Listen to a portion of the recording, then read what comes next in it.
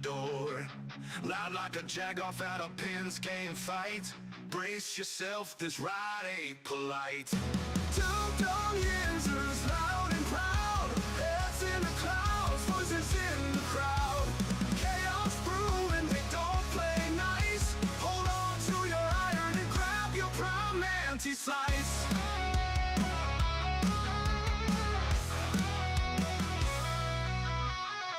Tales from the burg with a hint of mayhem. Pierogi powered, nothing can constrain them. Knocking back stories like an icy cold brew. You never know what these two might spew. Dum Yinzers, loud and proud. Heads in the clouds, voices in the crowd. Chaos brewing, they don't play nice. Hold on to your iron and grab your prime anti-slice.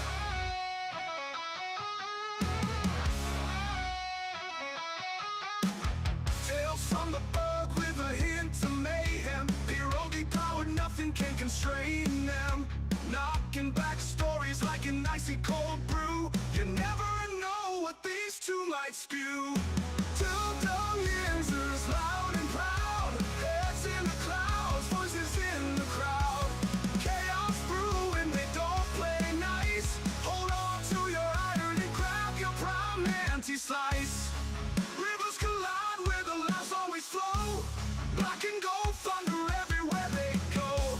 The madcap kings breaking every mold. With two Dum Yinzers, the stories don't get old. Two Dum Yinzers, loud and proud. Heads in the clouds, voices in the crowd. Chaos brewing, they don't play nice. Hold on to your iron and grab your prime anti-slice.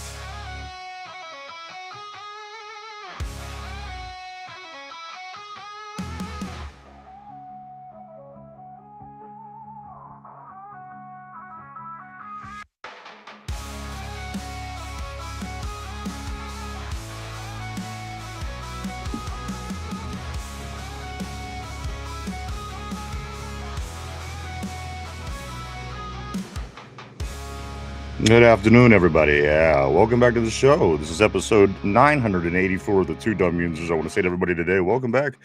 Welcome back. Welcome back. It is Tuesday. It's Tuesday. Welcome back, everybody. Glad to see us. It's summertime. Some summertime. A lot of things going on this week. As far as that, we have Juneteenth coming up on Friday. We also have Father's Day on Sunday, and we also have the changing over to summer. It will be summer this weekend as well. A lot going on this weekend, but there are also a lot of things going on with our Pittsburgh teams here in town. We're going to get into that today. We had so much going on, a lot of stuff to talk about. It's a good show for today. I want to say, everybody, welcome. I'm going to start on the board bright and early. I do want to say what's up to my man Corey Beavers first. And LOL, what's up, guys? Always great seeing Corey.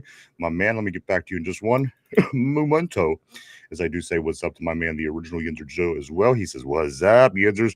My man, always great seeing Joe on the terrible board and Corey alike. Do go check out Corey, everybody, at Don't Drink That if you like conspiracy theories.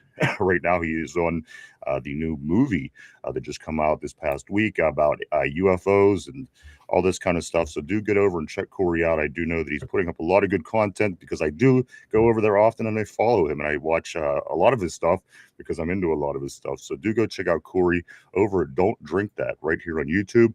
If you're into conspiracy theories, I promise you, you will not be disappointed. Go check him out at Don't Drink That. Good morning, good afternoon to Just Learning, all the way from across the nation. Just Learning says this Texas Tech quarterback to the Steelers. LOL. We'll certainly be covering that a little bit as well today. Great seeing you, dude. And then also I do want to say what's up to JD. Dude, afternoon, fellas. My man, always great seeing JD on the terrible board. Welcome to the show. We got a good one for you today. I hear Mike clicking in and out, and I'm sure he's trying to get everything taken care of over on his end. I just hear his clicks. I'm ready to throw this game. It was literally working right before we went on air. So Mike's going to continue to work on that. Let me grab a couple more messages as he does do that. I'm going to go back to Corey. Corey says this. He says, I'm still posting my Baron Trump episode this week. I just got behind trying to pump out 2 episodes too close together. So editing is behind. Hey, man, that's what you know. That's trouble. That's the trouble we run against sometimes, is getting a little behind schedule, but it's all good, man. Corey is constantly pumping it out, and again, I would certainly recommend you going out, checking out Corey, because again, this Barron Trump stuff is also very interesting. A lot of cool stuff. Let me get back to my man, Corey Obama, a man. And also, I do want to say, that's right, New Mexico. You know what? I should know better, because Cody is Texas and you're New Mexico. And for some reason, I always flip-flop the two of them with you guys. And I should know better by now. I want to hit myself in the head and go, stupid, stupid, stupid. That's how I feel, because I should know these things. But I do want to say welcome back, everybody. Glad to see you. Also, I do see Cody on the board. Also, my man, always great seeing Cody as well. Cody says this, Mike not on camera because he's watching Penn State porn. That would be my bet as well, Corey. I think that you're probably pretty close on that. Oh, I see what Just Learning. He was asking Corey if Michelle Obama was a man. I see. Welcome back, everybody. Welcome to the show. Lots of things going on today.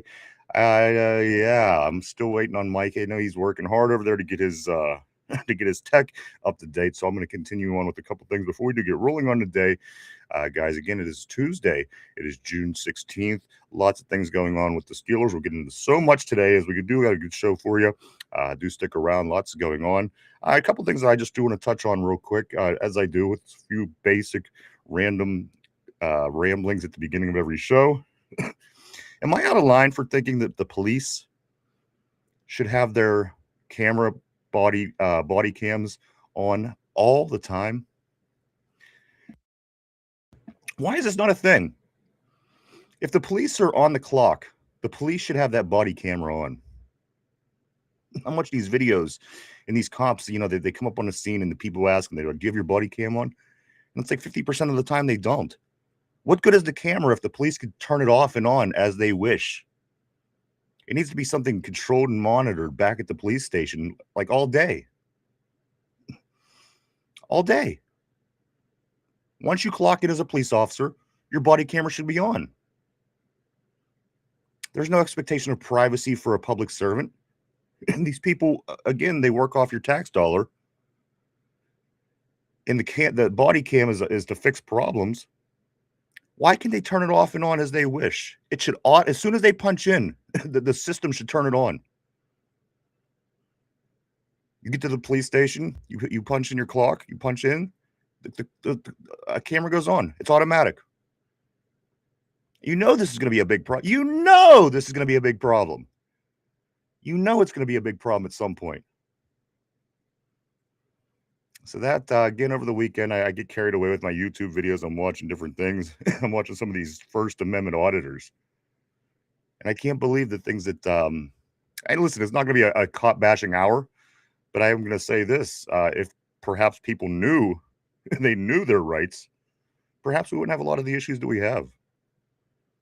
Because cops can come up and they could charge you with 50 things and you never heard of any of them. So again, the table is kind of slanted. And when the table's slanted, you better make sure the other side has their cameras running at all times. Again, on the clock, I do believe police officers should have that camera running the whole time. The whole time. So that's where I stand on that, guys. Just wanted to get that in today because, again, I get carried away with my YouTube videos over the weekend. I get into all different kind of things, and Blank's still having trouble with that camera. I just keep messing with it. You'll get it. But so there you have it. We get back on the board here. I do want to say what's up to everybody. We got more people walking in the door. Good afternoon, everybody. Good afternoon. Welcome back to the show. It is Tuesday. Welcome back. Corey, don't drink that, says if she has a beard, she'd be LeBron. That's a bro. Let's go to Cody. Cody says this working with his hands probably got blisters. Probably, more than likely. Bryson Hill, I do want to say welcome to you as well. He says, I'm your first like, and we do appreciate you. Welcome to the show. Welcome to the terrible board. Great to see you. Great to have you here as always. I hope you do stick around for a while. We are going to get into some Pittsburgh Steelers. I got a lot of things going on today, so we're going to get into that. And also, Mike is going to continue to work hard on his camera. It's not working. It's just not working. What's the problem? It's just fuck if I know. Fuck if I know. I can't wait till Sosh gets here to tear one into you. Last time he was here and he was having camera troubles, he was yelling at you. So let's go down here to Cody. Cody says when he finishes, he says Drew Allar then forms a tear. I saint it. Speaking of I saint it, you know what else I did over the past couple of days? I watched Pineapple Express. I watched Superbad. And I also watched Napoleon Dynamite.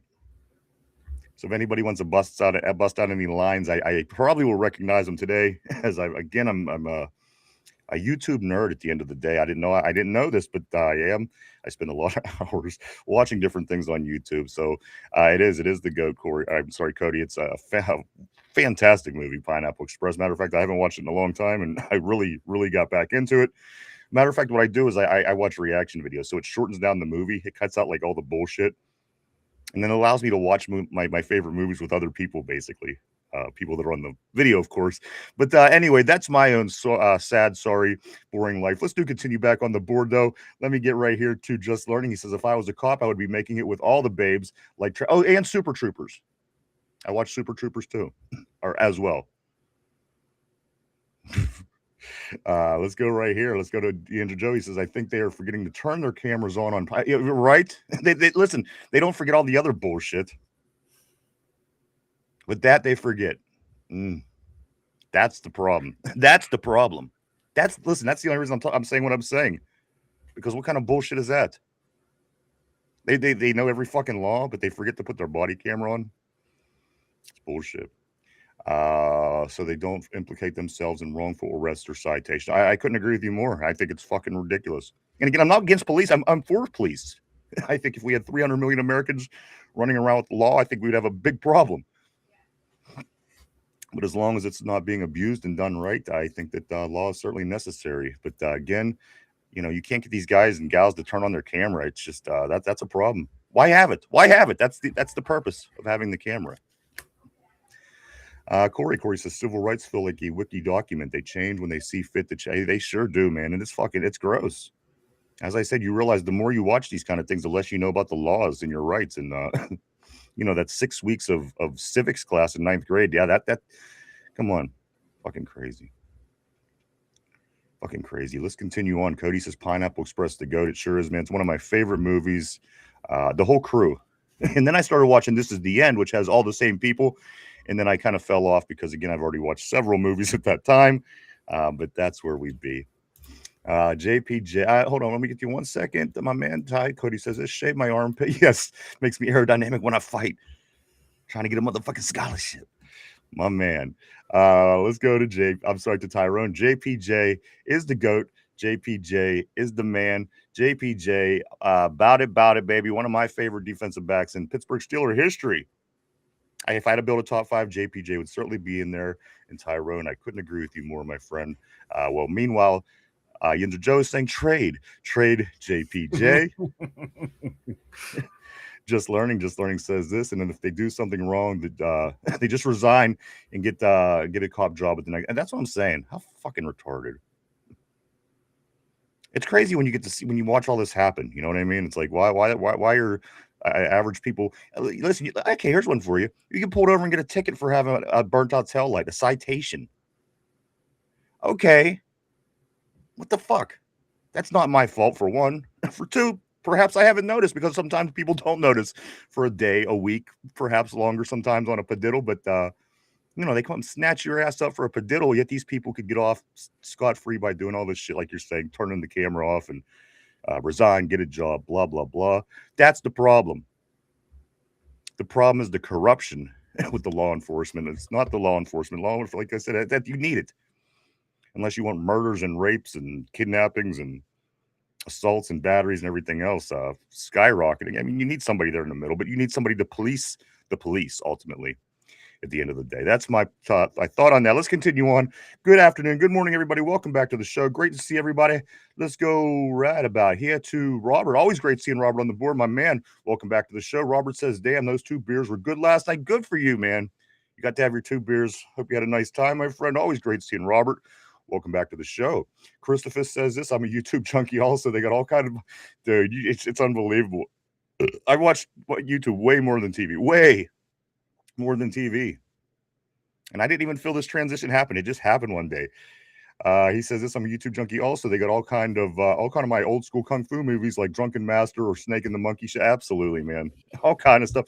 And that's the thing. It's it's your fingertips. You find what you want. You watch it now. You watch it at your leisure. I'm a big fan of YouTube. Not just because we do something here. I'm addicted. It's insane what's going on with this YouTube over here. Yinzer Joe shaking my head. Tyrone says, of course, with the trade JPJ. J Talk. Corey says he's probably in cat heaven, maybe, or even he went to hell because he was a little fucker. Laughing my ass off. Christine, hey, always great seeing Christine on the terrible board. Hope you're having a great day as well, miss. Always great having you here. Very knowledgeable, Christine on the terrible board. Robert, 8 beers. Wow. Nice. Look at you. Nice. Look at you. And finally, Just Learning says, bad cop makes good. And here's the thing. I mean, people used to say, there's one bad guy. There's probably more than one bad cop per group. And because they're very brother-like. They're very brotherly. They're very fraternal in a sense, because, they got each other's back. And that's kind of a problem too. Yes, it's good to have each other's back. But at the end of the day, if you're doing wrong shit, that's not cool. So there you go, guys. Let's move along. Just Learning says, I watched the babes do try-ons. Yeah. I like when they get up and Danny McBride has all the dinner or all the food cooked up, Mike, and it's all on the table, and he has No, Jay, we're not going to rape Hermione.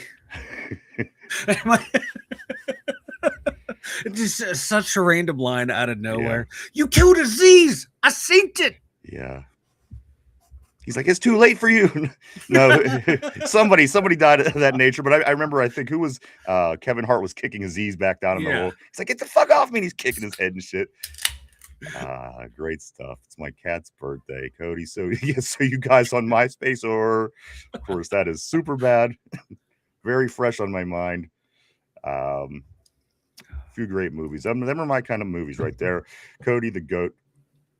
Let's get to it, guys. Pittsburgh Pirates. Mike, I called the free fall the other day. Yeah. And he couldn't be any more right on. The Pirates continue to fall freely as they lose to the A's. Mike, not only losing to the A's, they lose 11-2 to an A's team that I'm not going to talk any trash on them, but they're not that good. We'll see what happens. Mike, game 2 tonight, 9:40. This is going to be game 2 of 3. Pirates lose 1-0. They fall behind with 0-1 in the series. They'll be back at it tonight at 9:40.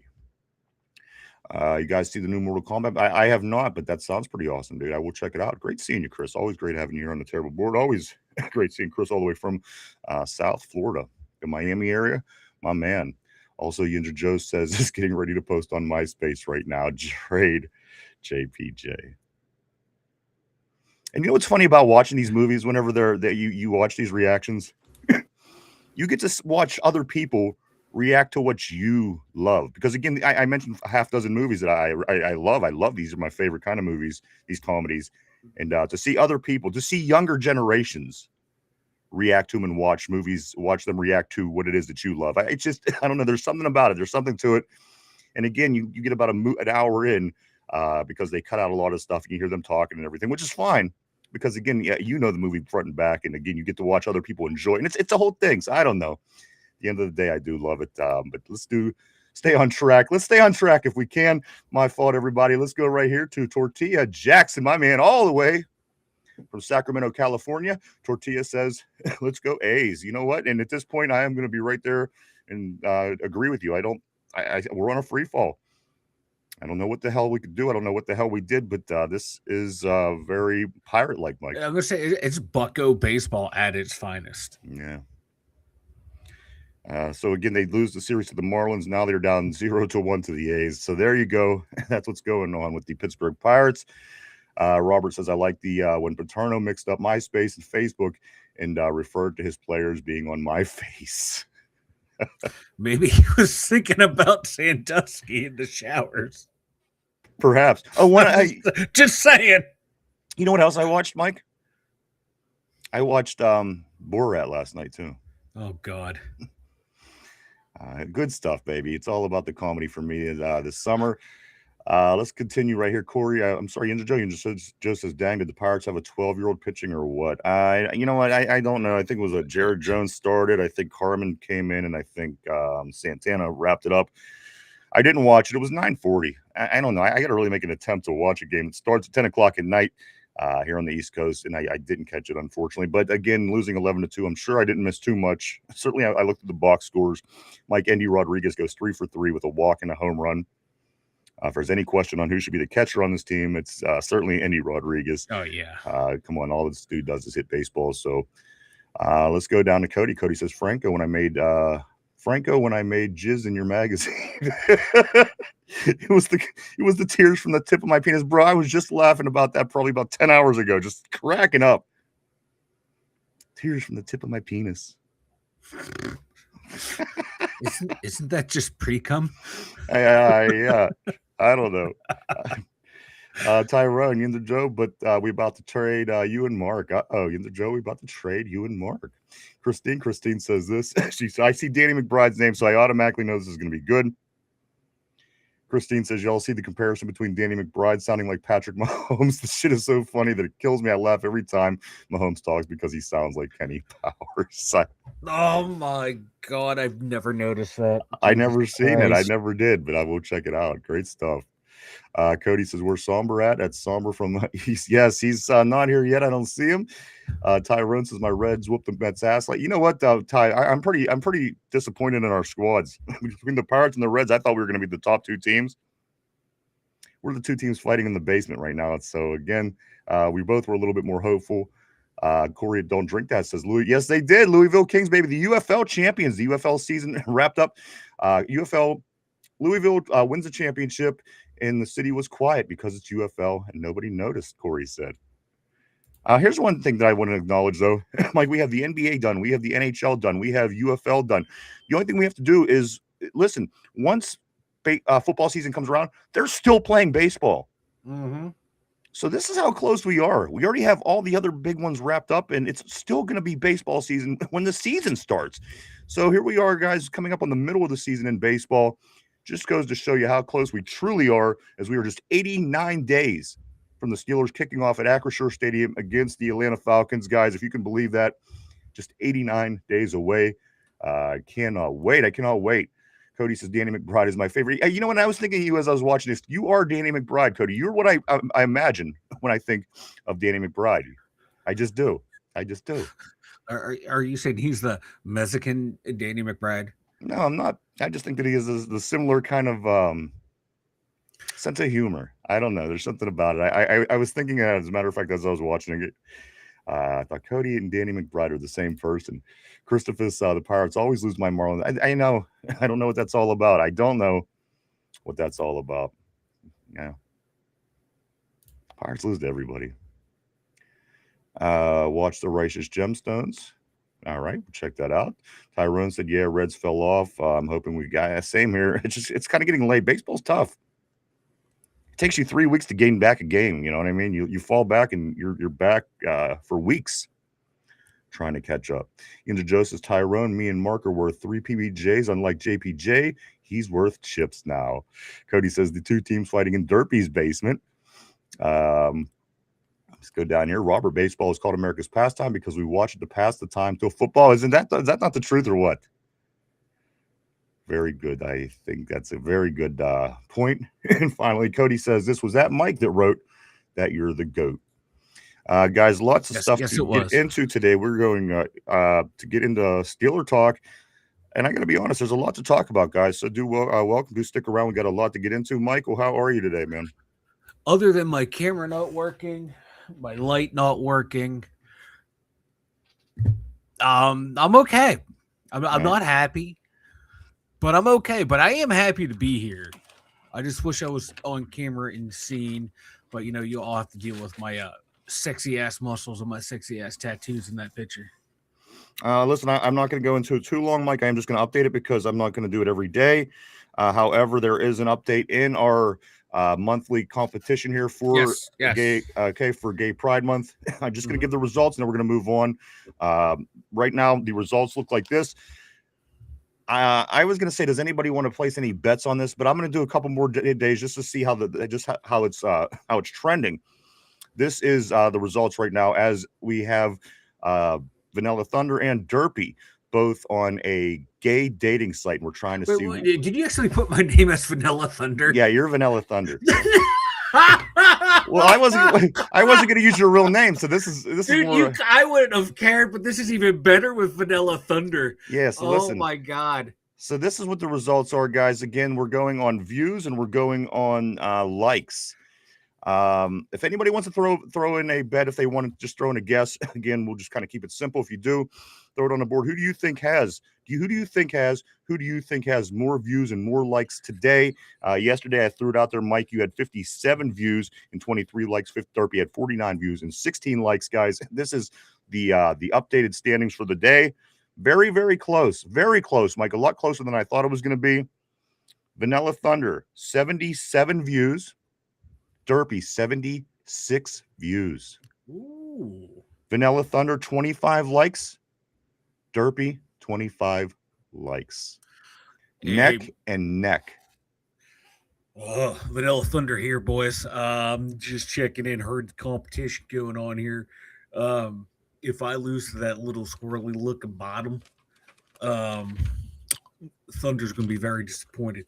So anyone out there listening that can find Vanilla Thunder on this dating site, please give the Thunder some likes. You know, he needs it. Can't be losing to the Derpster. I mean, look at him, boys. You think he's going to be fun? He's just going to lay there like a sack of potatoes. Thunder's going to give you the thunder, if you know what I'm talking about. So there you go. That is a very close race, Cody. And Tyrone, it's damn close. 77. What was it, 76 or 75? And then again, the likes were tied. So again, we're not going to stay on it too long today.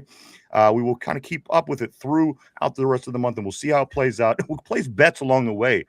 Who do you think is going to ultimately be able to snatch the most man-ass between Vanilla Thunder and Derpy here on the show? And the winner does get that pair of used assless chaps that we have floating around here in the studio somewhere. It could be yours, Mike, and it could also be Derpy. So we will stay on top of that as we do move along. Good luck to both of you.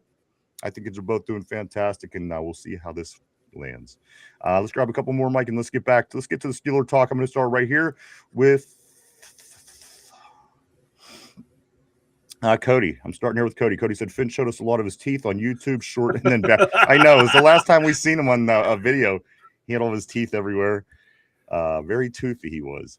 Cody, I'll bet I missed Finch. Tyrone says, also Tyrone. Finch popped up a little bit on the group chat the other day. As a matter of fact, everybody's active on the group chat right now. Sometimes people kind of go on a hiatus, but as of right now, everybody is active, and we could be seeing the guys here real soon, as a matter of fact. It's off season. So what they do, you know how we go all year round?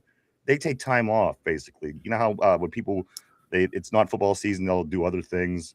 Like normal people, right? So again, at the end of the day, I don't blame them. I don't hold it against them. When football season, I do.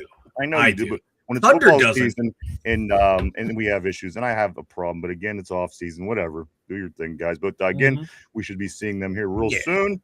Let's go ahead and scoot along here. Corey, don't drink that. Says just be careful, Mike. Don't get too comfortable. Next thing you know, that camera's going to pop on, and you're going to get full Thunder just hammering away at himself like Derpy on a Supergirl plushie. Mike, please keep your shirt on by all means. Whatever you do, please don't let anything. You know what? Let something happen. I hope it does pop on when you're doing something stupid. You know what, boys? Mike and Thunder's here, so you don't know what kind of hijinks we're going to get into today.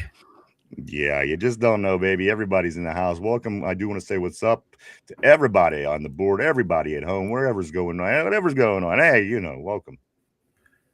Mark Malone, he says, can you add Derpy's top look pic to the profile? That's just cheating. See, that's why I didn't do it. I tried to be as fair as I possibly could. I won't be opposed to, like, in the last week, if we just throw Derpy's titties up there. I think that's fair. Yeah. All right. We'll see. We'll see how it goes. Somber, my man, all the way from California. We were looking for you. Somebody mentioned you earlier on the board. He said no Somber yet.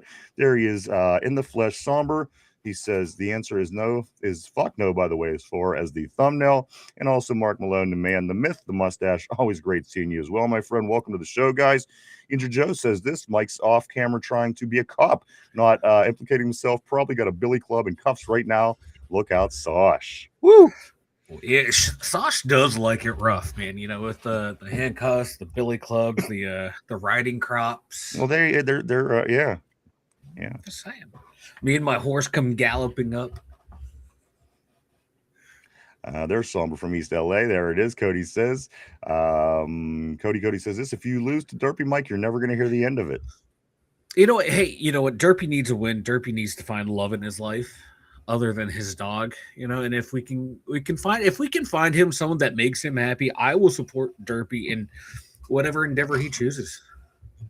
Cody says Derpy has an advantage because he sounds like a 12-year-old. Oh, Jesus Christ. As I said, these are very aggressive men. I don't know. It's I've never people wanting to suck my toes. I've never had that offer before. Exactly. That's like frightening.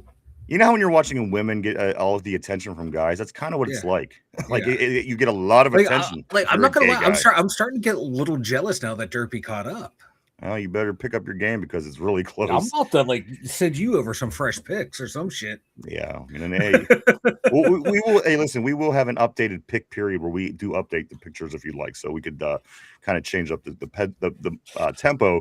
But let's move on. Let's move on. RB says, Mike, don't take it personally. They probably just know Derpy is easy. And again, if you ever want the attention, and believe me, I don't want this attention, but. If you ever want to feel what a woman feels like on social media, go onto a gay site because, Mike, I mean, this ding just don't stop. It's all day with the ding, the ding, the ding. And I look and it's just a list of people that's viewing and liking, and it's insane. Hey, you know what? The boys have needs. Yeah, man. Apparently they can take it out on Derpy. Yeah. Like I said, you guys are right. You're neck and neck. So it's coming down to it. Cody says Mike's probably eating out popcorn off his shirt and his hair, his side hair, and finally follows up by saying Mike will let them strippers eat nerds out of his butthole. Yes, that's just like an everyday occurrence for me. I don't know what the hell you're talking about, Cody. And finally, Corey says, so it's a day full of ding dong. We're gonna tuck the ding dong into our waistbands and get into some football, guys, if you will. Jesus Christ. This is the longest half hour of my life. As we make our tiramisu, we're going to tuck our wieners in our waistbands. Let's get into it, guys. Football talk. Pittsburgh Steelers time. That's right, Mike. The big story of the day, of course, is Brendan Sorsby. I wake up to 150,000 stories on my computer about Brendan Sorsby and the Steelers. Of course, the supplemental draft, all this stuff. Mike, I want you to do me a favor. Yeah. And listen, I'm doing this for a reason because I don't know entirely. Can you explain to everybody, because perhaps not everybody understands what this supplemental draft is, how this plays out, how this can connect Brendan Sorsby to the Steelers? Mm-hmm. Just give us a brief summary so we're all on the same page moving forward in this conversation. Yeah, so all players who weren't eligible by the time the regular draft came around, if they are eligible now and want to forego college or whatever, kind of like a Sorsby situation, they put their name is submitted for the supplemental draft. Then once supplemental draft day comes, every team puts a bid in on a player, but they have to put it in on the first, second, third, fourth, all the way through the seventh round. All 32 teams can put a bid or not. And let's say you put a second round bid on this Brendan Sorsby. No one takes him in the first, and your team comes up in the second round, and you're the one who had him claimed in that second round. You get him, but you forfeit the 2027 second round pick. So this is not like a free, hey, yeah, we'll take them. You're going to lose your second round picks next year. So you better hope whoever you're taking is going to live up to the potential that you think they are going to be. So this is a risky endeavor, because if you put a bid in that's kind of high, you're thinking another team might do it. You can lose this pick, man. It's done and gone. So, and with everything that he has going on, is it worth it? That's what teams have to weigh. But yeah, you will lose next year's corresponding pick. But that would be the equivalent, though. You're getting that draft, that pick now. You're getting that pick now. So this is what's going on, and a lot of people are saying Steelers. So what's the odds? Let's say the Steelers wanted to pursue this with Brendan Sorsby, Mike. and, and I said, like, you were saying there's other teams that could be interested, blah, blah, blah. What's the process? What would it take for the Steelers if they were interested in Brendan Sorsby? What would be the process, and what would be the chances that the Steelers would land him if, in fact, they were aggressively going after him? I saw he was. I think Schefter was on one of the shows earlier today saying, there might be a handful of teams that might put a second round bid in on him. I think that's just hype and conjecture. Like with everything going on with this kid, his legal issues, and even just like the scouting report of him, man, like the general consensus of him, he's not a generational player. He's not someone that is seen as a franchise type guy. Like I don't know where these first and second round talks are coming from. Like his play is, I just don't think it's there. A lot of his stats come against bad teams, and a lot of his stats come against losing to good teams in garbage time. But I think there might be a team dumb enough out there to give a third round bid on him. And a lot of people were mentioning, first round, second round talk. I mean, is this what it is? Is it his numbers against bad team? Again, because a lot of people are putting him pretty high. A lot of people are saying, what, this guy could be somebody's franchise quarterback, blah, blah, blah. So, I mean, I assume that by going what you're saying, because I don't follow him and I don't follow his team, this seems to be a lot of smoke because it's good statistics against teams that aren't that good. Yeah, that's really what it is. I have some breakdowns here, like against like inferior, non-elite opponents. He's 64, only completing 64% passes, 39 touchdowns, 7 picks. You get him against like superior teams, he's drops down to 58% completion percentage, 20 touchdown, 10 picks, and then he's 0-13 against those superior teams. He's not that good against good teams at all. He's to me, he's a stat merchant. Like Somber's saying, he's a bum. I think he is a bum. I never thought he was a good quarterback.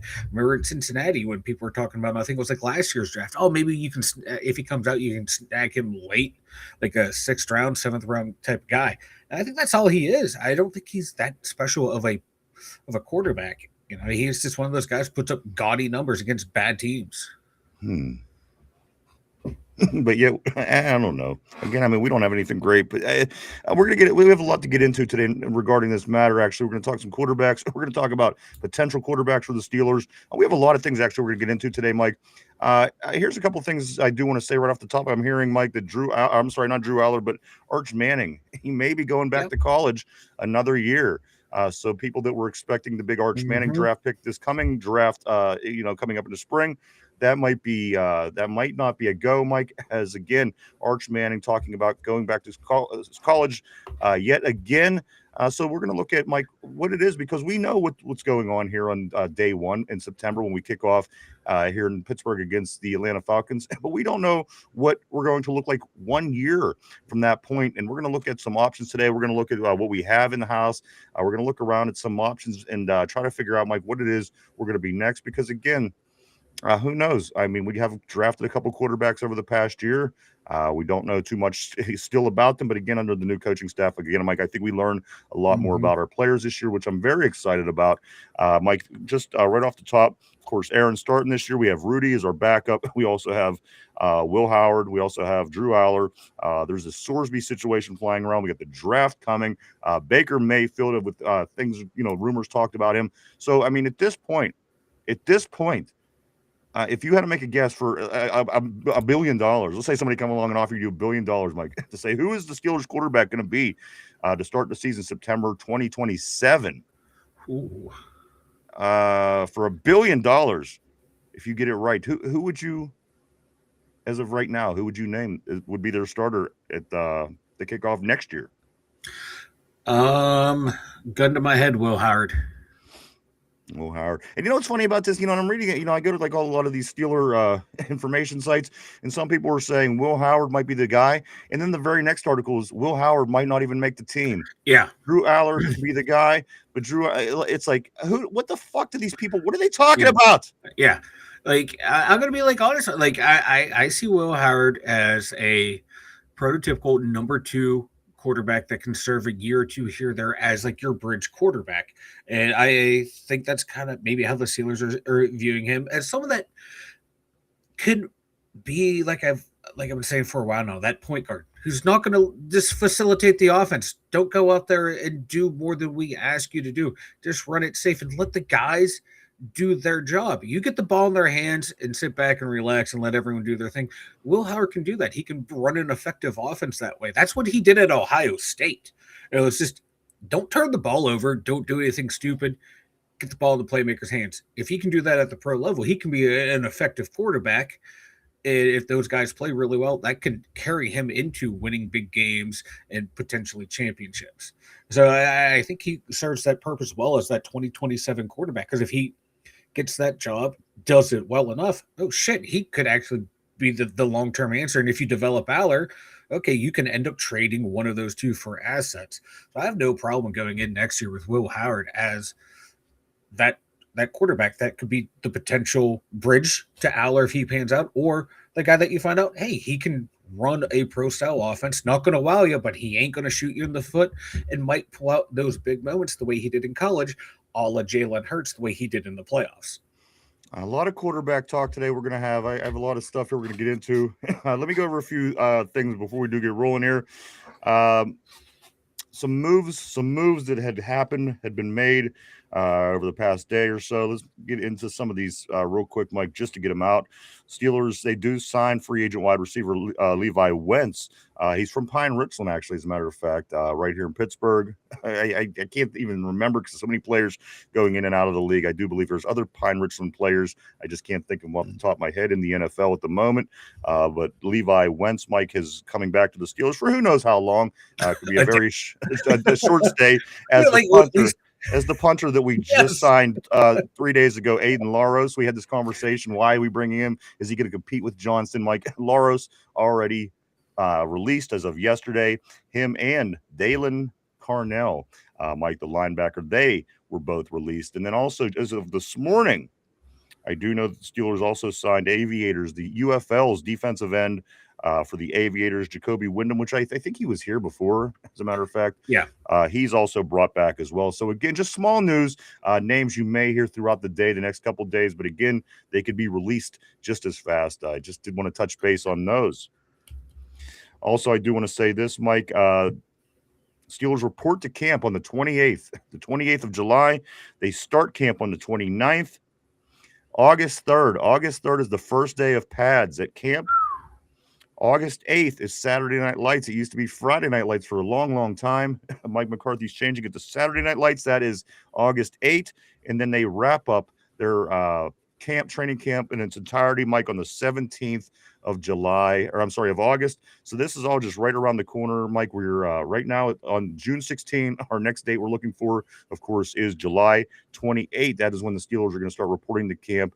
I know that we have a lot of people from the board coming into town, a lot of people excited about camp this year, but that is what the schedule looks like as of right now. This week we do have Mike McCarthy rookie camp, where the rookies stuck around for a few extra days this week after the OTAs ended. And I got to be honest with you, I like this because a couple reasons. Camp is so up right now. It's so fast paced, and it's like bang, bang, bang, and he's trying to get order. And I like the fact that the rookies are sticking around for a couple extra days because now they can kind of talk with the coaches. They can kind of go over things maybe they were doing during camp that they may have had questions. I like the individual time that the coach and staff is giving the rookies with this particular program because, again, at the end of the day, the OTA is just bang, bang, bang, bang, bang. You've seen how it went, Mike. Those 10 days, so upbeat, so upstep. Everybody was walking in line, which is what you want to see. And at the end of the day, the rookies might not have had an opportunity to perhaps learn things that they needed to learn in its entirety. And this is a good opportunity for them as new people in the league to talk to coaches, talk to people around them, and also learn the individual skills and things that they are going to work on. But at the end of the day, Mike, I like this a lot for these kids. And again, the 10 rookies, and I'm sure there's other people involved as well. I like this for these 10 kids.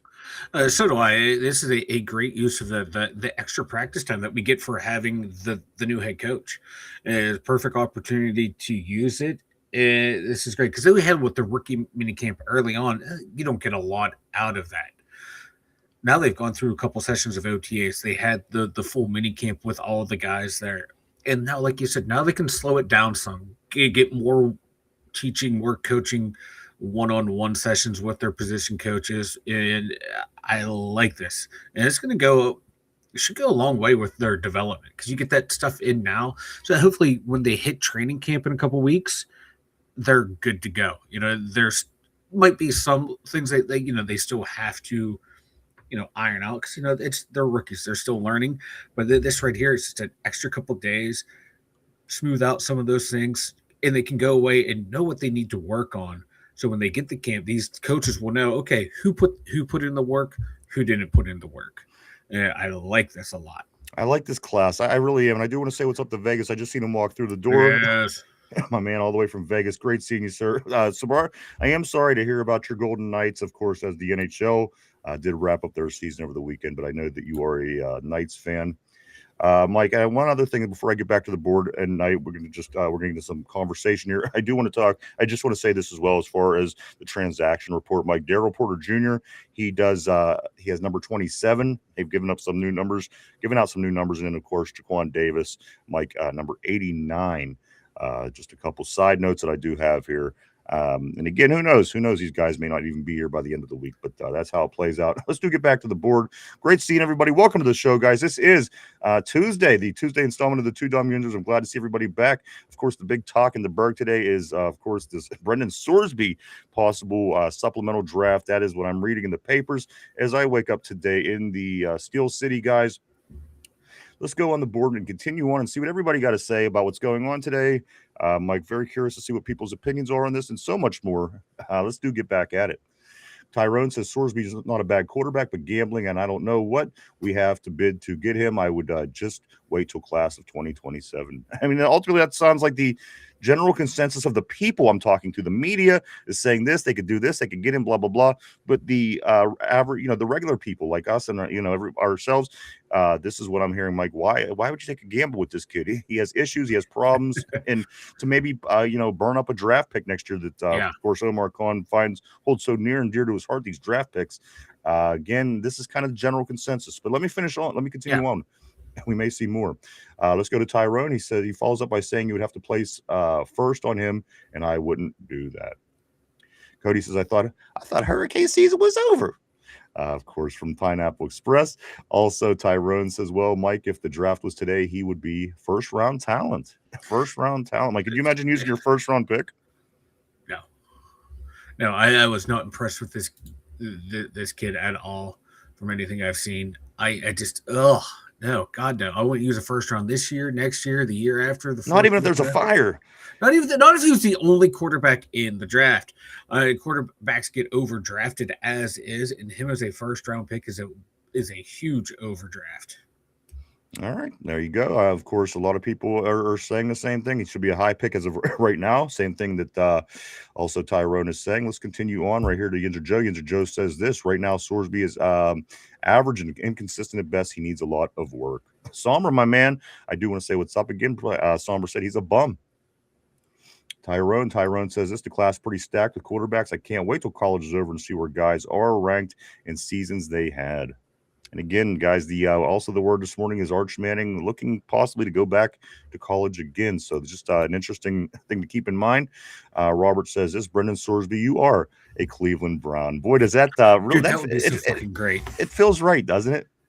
It does too. Like he would round out that room so well. And who would have thought like Dylan Gabriel and Green would be like the two normal dudes in that room? like Shador has like no off-field issues, but he seems like that weird guy that's the always positive, always happy guy. I never trust people like that. You know what Deshaun is. And Gabriel's just that little dude who everyone steals all of his stuff off of. And then you got Green, who's the freak. And then you would add in Sorsby, the gambler. That room would be awesome. They just need to do it. Put Hard Knocks there. Every year. Here's the thing. It wouldn't surprise me because who was it? 2 years ago or the year that they got that kid from UCLA. What was his name? He has 3 names. I can't remember his name. Dorian Thompson Robinson or something. Yeah, so like every that. time you turn around, they're grabbing quarterbacks. It wouldn't surprise me at all. As a matter of fact, if that would be their move. But you know what? Seems to be working for him, right?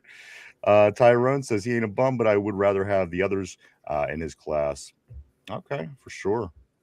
Somber says this, LOL, nah, he's okay. I'd rock with Will before even thinking about Sorsby though. Interesting. Joe says this, no team will be dumb enough to give 2 draft picks for him unless it's Cleveland.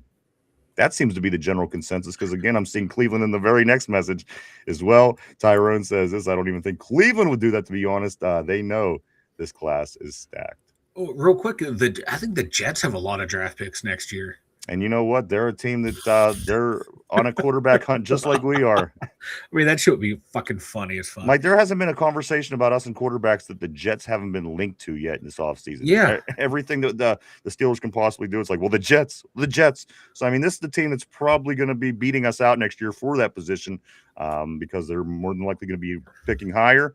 And they're probably going to still need a quarterback. So let's continue right here where it says Somber says this. I'd say it's a vet or Will. Gotcha. Thinking for opening day next year. I think this is where we are in the messages. Tyrone says whoever we draft first round next year. Interesting. Mark Malone, I'm betting Rudolph ends up back here again next year if he leaves. I wouldn't roll it out. I mean, I guess we've already seen it, right? But again, different team. So a good point, though. Let's go to Tyrone. It really depends which quarterback we get, for sure. Somber, I highly doubt the first rounder will start immediately. Corey, don't drink that. I think our quarterback room next year will be a draft pick, Mac Jones and Will Howard. Something tells me Mac Jones will end up here eventually. Cody, yeah, Mike. Ugh, Mac Jones. I know. I don't even know why this name keeps popping. I remember a lot of people, or people were mentioning it last year as well, and I thought, oh, Mac Jones, why? He was a failure in New England. He's I don't know. I don't see what the big. But let me continue on. Cody says, if you guys hear me scream or tug on the rope, pull me back in. We'll try, man. But you're pretty heavy, of course. Robinson. Can't think of his first name. The actor, of course, on This Is the End, and all the other movies as well. Tyrone and hey, Cody, what about when they did the trial run of it, and he goes, "Here, do you want to practice?" And he pulls the rope, and Craig Robinson, he goes, "Ah!" the scream was comical. Anyway, again, let's continue on right here to Ty. Ty says he could. The comp ain't that hard to beat. He could. The competition ain't that hard to beat. He's saying. Mark Malone says to Corey, no Akbar, no Allar. Tyrone says, don't drink that, Jones. Let's go to Somber. Somber says, we have no idea what the comp looks like in the NFL yet. Competition. Corey says, yeah, Tyrone, he's got starter capability, and I don't see him wanting to be a backup forever and will still need a quarterback next season. I can see Con going for it to fill the room in just in case. Mike, is this complicating the issue with Omar Khan and people in the front end of the office? The Kenny Pickett draft. How much did that kind of scare our people straight? Because again, like, you seen how it set you back a few years. When you're talking about guys like Brendan Sorsby and other guys like this, is there a reason that again, how much is the Kenny Pickett draft and everything that went with it, how much is that affecting the way we make decisions moving forward? I don't know, because this front office didn't pick them. Omar Khan, Weedle, that. Well, what I'm saying, it's the same team. Obviously, it's the same team. You live, you learn, and they don't want to make that same mistake. Yeah, they want the different philosophy. Like, a lot of teams like to get their quarterback, then build around them. Khan and Weedle took the approach of let's build the team and then find our quarterback, because you don't have to find the perfect quarterback at that point. Where if you draft someone in the first round, those high picks, they got to be the perfect guy, because you're usually not going to have a lot of talent around them. Oh, it seems like they saw that what happened with Kenny, like, hey, it didn't work out because the team wasn't that great around him. There were some pieces, but not the whole team. Let's flip it around. Let's go build a team, then start plugging in quarterbacks, because you don't have to go hunting for first round picks at that point. You can pluck someone in there. If they do well, cool. If not, then we can have that high pick Then we maybe take one of those big quarterbacks, put them in here. They're set up for success and ready to go. Now we got our franchise guy for the next 10 to 15 years. I think they saw what happened, and the team wasn't complete. So let's flip this around and build the team, get some veteran quarterbacks to, take us along, grab some developmental guys along the way. If one of those guys hits, awesome. We don't have to spend a first round pick on a quarterback. We can use it elsewhere for a draft. Like, hey, we're just going to draft a football player and we're going to plop him on this team and he's going to be a stud, no matter where we put him. I think that was their philosophy after the Kenny Pickett move was like, okay, let's not force a quarterback. Let's build our team first and then go quarterback hunting. Yeah, I think that was the big lesson that they learned. It might be easier to build the team than get the quarterback instead of getting a quarterback and hoping to build a team around him. Yeah, no, for sure. I couldn't agree with you more. Let's continue on. Let's say what's up to Vegas. Always great seeing Vegas on the board. Mark Malone says next year will be Rudolph, Howard, and Allar. I mean, it's a very good possibility for sure. We already have them. So, I mean, if we do nothing at the quarterback position between now and then, like that, in fact, will be the case. Go ahead. Yeah. Sorry. Find someone that loves you the way Mark Malone loves Mason Rudolph. Yes, absolutely. You'll be in good hands, I promise you.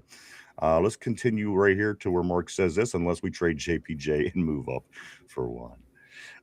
Tyrone says, Mark, we don't need to do that. This class is stacked. Tyrone follows it up by saying, I keep telling you that, but they don't listen.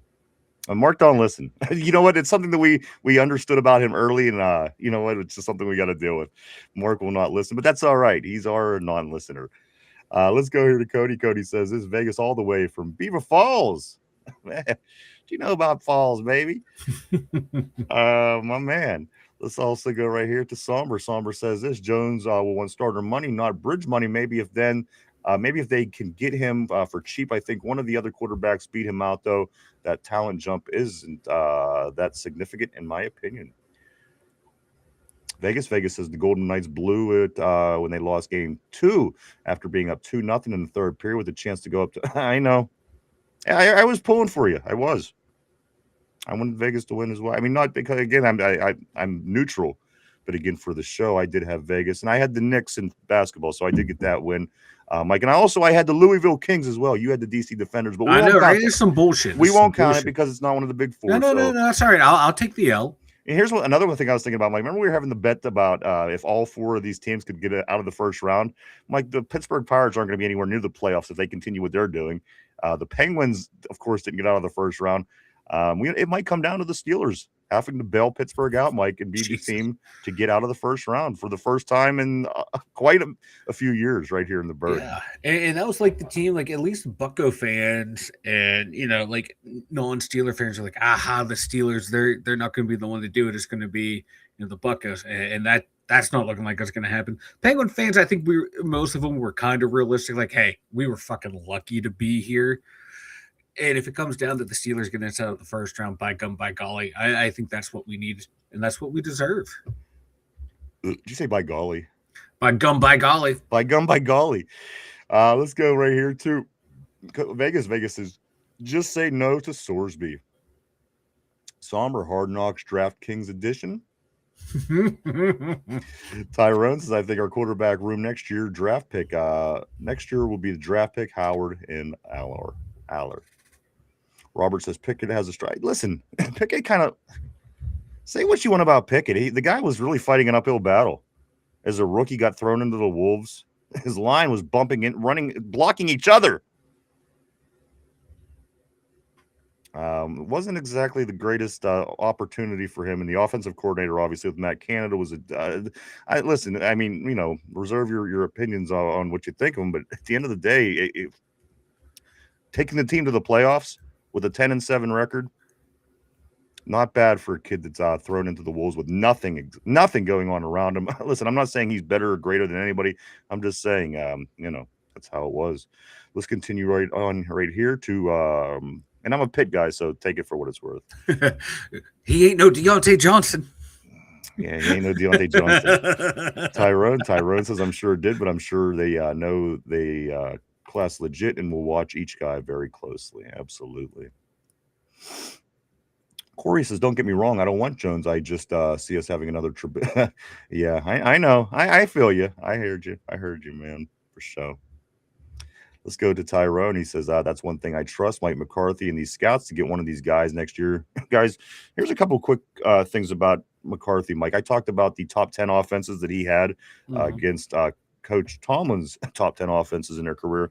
You want to hear something even more mind-blowing? You might want to sit down. Could you sit down even more? All right, here we go, Mike. Mike McCarthy, top 5 scoring offenses in his 18 years. Top 5 scoring offenses in his 18 years coaching in the NFL. He's had 10 of them.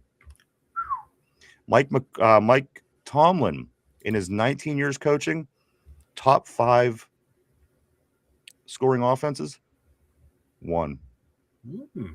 1. So again, listen, I'm not saying one guy's not good and the other guy's not. One guy's just better. It's a particular thing. So this should be very encouraging for us as Steeler fans. Again, top 5 scoring offenses in his 18 years coaching. Mike McCarthy's had 10 of them.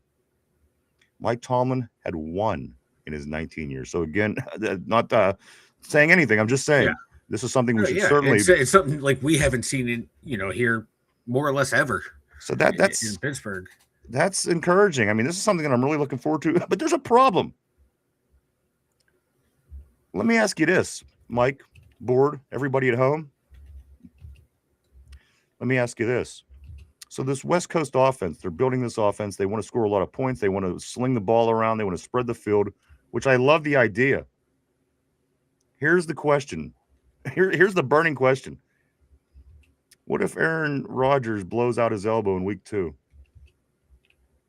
What's the future of this team from week 3 to week 18 in the NFL this upcoming season, Mike, if Aaron Rodgers is done? Again, he's 43 years old this season. Let's say he tears a ligament in his elbow throwing or something. And again, it's hard to say because the season isn't here and we haven't seen the guys play. But what's the next step, Mike, right here in the offseason talking about this situation? We have this high octane offense, slinging the ball around, receivers running around everywhere, catching balls, making plays, and then you lose Aaron Rodgers for the season. With our quarterback situation that we have, what happens in week 3 to week 18 for the Pittsburgh Steelers? No, and God forbid this happens. I mean, well, you're the master of of talking about something that it happens. But it's very real. It's very realistic. I mean, because NFL guys, any given play could be the last play of your career. Yeah. So this is a very realistic, hypothetical question. What happens to the Pittsburgh Steelers this season, week 3 through 18, if in fact that becomes the reality? So in this hypothetical, let's just say they keep all 4 quarterbacks. Yeah. I think Mason Rudolph gets a decent chance to be that starter because they're not going to want to lose. Let's go to the vet and see what he has. He probably gets a good 3 to 4 games, maybe even 5 games to see what we can do. And if they come out of there with a winning record and looking good, he keeps playing until absolutely shits the bed. And then you start thinking, okay, let's put Will Howard in there and see what he has, get him some playing time. Now, if we just keep the 2 young guys, you're going to see a healthy dose of Will Howard and Drew Allar both. Will Howard might get most of the season to play. And, because at that point you're going, hey, let's just develop him and see what he has and see what we can get out of him up to a certain point. Then let's put Allar in there and see what he has, get him some NFL playing time. And at that point, you're just playing for draft picks and to develop your team. And at that point, you're probably going to see a lot of rookies playing that weren't playing and get them in there and get them playing time to develop because, you're hoping those will be the guys that carry into the future the following year. Those are the 2 scenarios I see happening. It all depends on what quarterbacks are kept on the roster. And let's just assume they keep all 4, Mike. And I'm just going to think that, again, this could be a great opportunity for a kid like Will Howard because, again, I mean, this is not what we want to see happen because we're kind of building a team that we could kind of make a run here, which is what I think most of Steeler Nation wants. But at the end of the day, let's just say something like this happens. Will Howard's put in a position now to earn that spot. If he goes out and has a respectable season leading the team, or Drew Allar, or Mason Rudolph, Mike, then whoever it is, and I'm thinking one of the younger kids, they could really go out there and show that they could lead this team for a season, maybe lead this team to the playoffs, and then you could look at that and monitor and say, okay, well, he's at least this good. He came in, he got us to the playoffs. Again, you could have the conversation about Kenny. He stepped in, he got them to the playoffs. So again, it's not the worst thing in the world for the kids, but for Steeler fans, I think we're all a little hungry. We need a playoff win. We need something here to kind of keep the juices flowing. But at the end of the day, Mike, I think you're right. And at the end of the day, that could be the best possible case for Will Howard. Yeah. Because, if he gets thrown into that situation, as you were mentioning, with a good team built around him, he could have some success. And at the end of the day, that could, again, be the best case scenario for a guy like him. Because besides that, Mike, it's either survive or fail.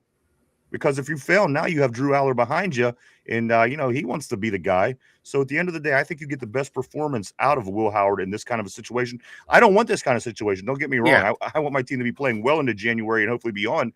But at the end of the day, Mike, again, for Will Howard as an individual, I think that could be the best case scenario for him in his early career. Exactly. Getting that forced playing time. Like you said, it would suck for the team, but you never know. He could be that guy that goes in there and just runs the offense. Just, plays smart football, ball control offense, because it's not going to be a pass-happy team. You're going to use to run the set of the pass. So you might just run a little bit more and then rely on that defense too, because it might not even be a wash of a season. If Rodgers goes down, you put Howard or Rudolph in. If this defense plays as well as we think they can play, that might be enough to carry the team to a winning record, to get into the playoffs. And let's see what the kid can do in these high-pressure situations. He showed, at least that last year in Ohio State, that's when he played his best ball, was down the stretch and in those playoff games. Maybe he's that type of guy. Like I said, when we were talking about is Rodgers coming back or not, it might not be so bad to throw one of the young guys out there to see what they have. Yeah. It's absolutely, because worst case scenario, you're picking top 10, top 5 with a team that has a lot of good young talent on it and some good veterans that still have years left of high play. Because this team's set up to, even if they have a bad year, to rebound quickly the following year. Absolutely. I couldn't agree more. A couple of things here, Mike. We are talking about quarterbacks a little bit. TJ Houshmandzadeh. You say Houshmandzadeh. I say Houshmandzadeh. TJ, Mike, of course, a big rival of the Steelers. I never liked the guy since he shined his shoes with the terrible towel. The Bengals got their due diligence. They got their due worth out of that. But you know what, Mike? TJ Houshmandzadeh says this, and quote, Baker Mayfield would fit in with the Steelers just right. Mike, that's another name that's popped up, certainly for the future of the Pittsburgh Steelers. I kind of caught on the board the other day that some people would love it. Other people don't think it would be such a great idea. Mike, I don't ever agree with TJ Houshmandzadeh, but you know what? I'm listening. Baker Mayfield, where does he fall in all this quarterback talk? Does he fall in the New York Jets? I think he falls into the pipe dream type category. Yeah, I think he does. I think the Steelers are dead set on developing one of these two young quarterbacks, or possibly someone in this draft to be the quarterback of the future. Mike, is it because of his money? Yeah, I think so. I think that obviously it would cause some issues, because that's a big contract. And at the end of the day, I mean, you're willing to pay your franchise guy that, but again, at the end of the day, we're not quite sure if Baker Mayfield at 31 years old is our franchise guy. Yeah, we know he's a baller. We know he's a gamer. We know he could bring it. I for one, again, these are why I'm asking these particular questions, because I like him. I always thought he was me too. He always brought it. The energy the guy brings, he's a baller. He really is. Yeah. So again, I was just kind of curious on what your opinion was there. Yeah, and just like looking at the roster construction and just even the salaries that are being handed out to not just like the older veterans, but guys that are deserving of those second contracts. This screams of the organization saying, we're going to find a young quarterback right to come in and play here, because we're loving the guys that we have. We like some of the guys who have been here, the free agents we're getting. Like, this team is built for a younger quarterback to come in and succeed and play for at least the next 4 to 5 years here. And then at that point, you figure out, okay, we're going to keep him, or do we have someone who's developing behind him to come in and take the place? Right now, it just looks like let's keep building a good team, and we'll keep plucking in quarterbacks till we find one. And then finally, speaking of quarterbacks, Mike, and then we will totally change direction on the show as we were just past the hour mark of the show today. Ben Roethlisberger, our man, our GOAT, my GOAT is certainly the quarterback for the Steelers here for many, many of years.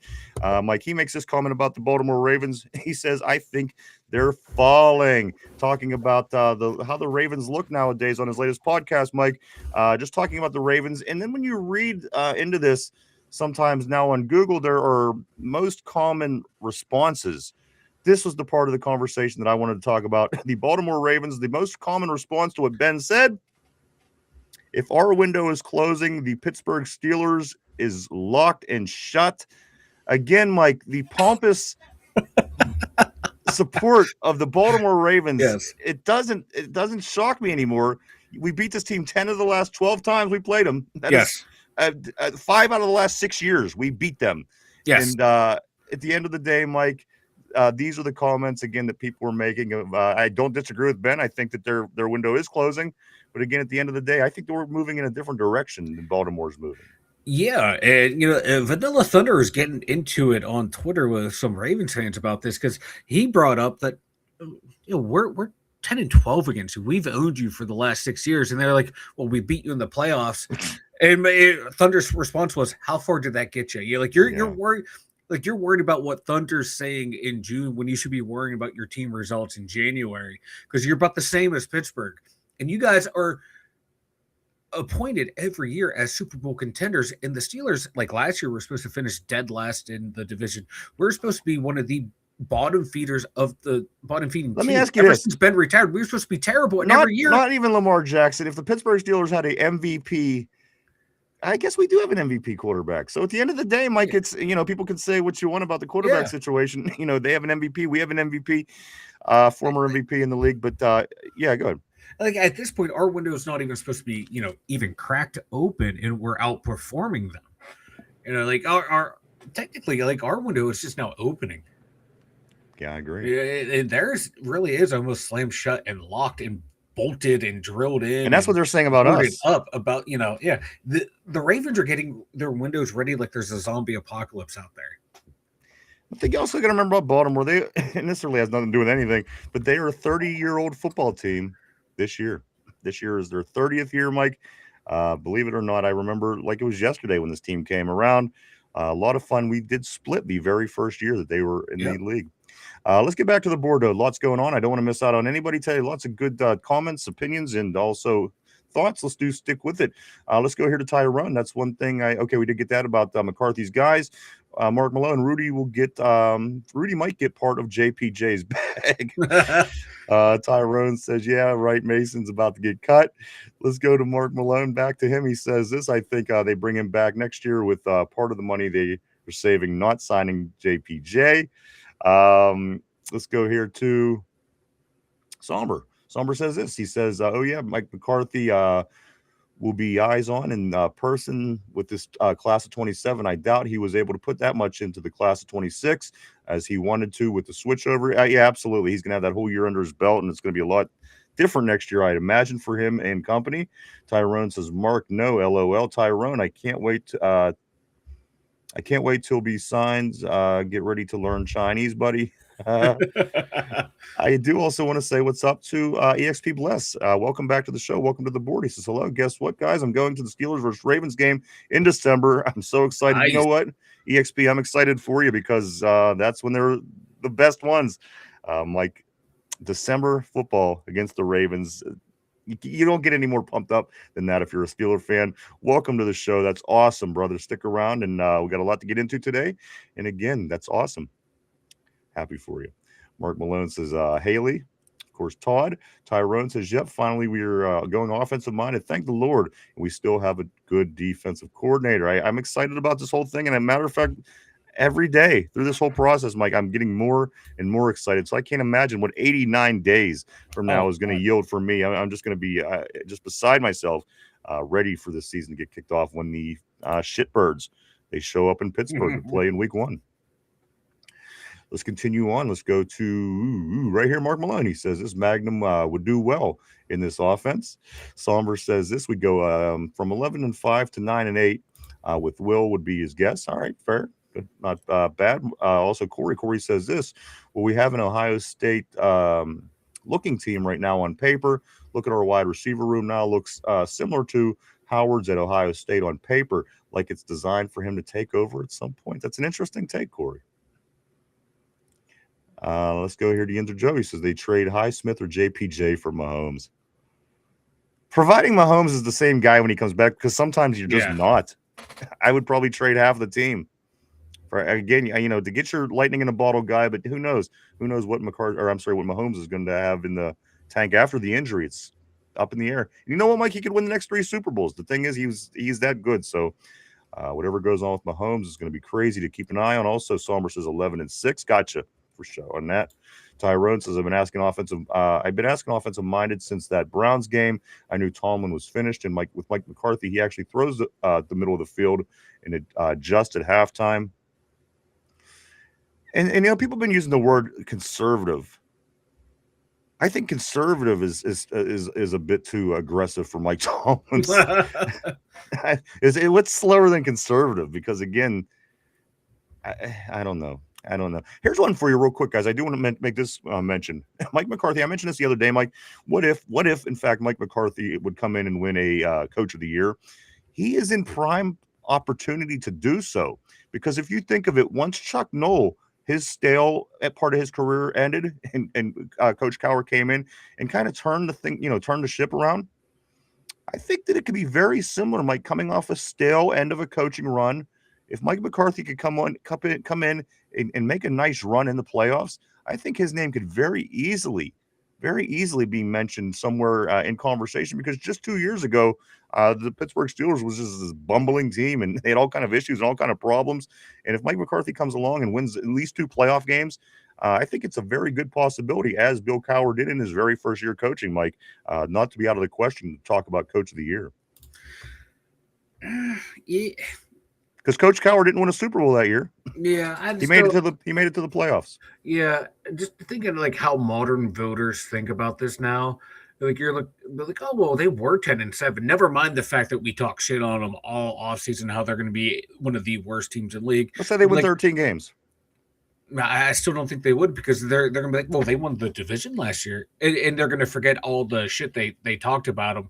So they'll find someone who had a shit. So you're basically basing it off of the Pittsburgh bias. They're not going to. I just think of how, they'll find a way to weasel out of it. The way they did, in 2019 when Tomlin should have won it. I think they'll find a way to weasel out of it too, to give it to like maybe the Browns if they win more than 7 games. Give that idiot the head coaching job or the coach of the year. Or let's say if Arizona wins 7 games, that coach might get it. They're going to find something stupid like that, where like McCarthy, like what's going to, if he wins 13 games, wins 2 playoff games, and this team that's going to look like a championship compared to what we've done over the past decade. And especially when you consider that everyone's saying, oh, Pittsburgh, again, they're going to be a top 10 drafting team, but yet they would win the division. They'd be like, they would find a way to be like, oh, well, that's different. That doesn't count. What we said preseason doesn't count.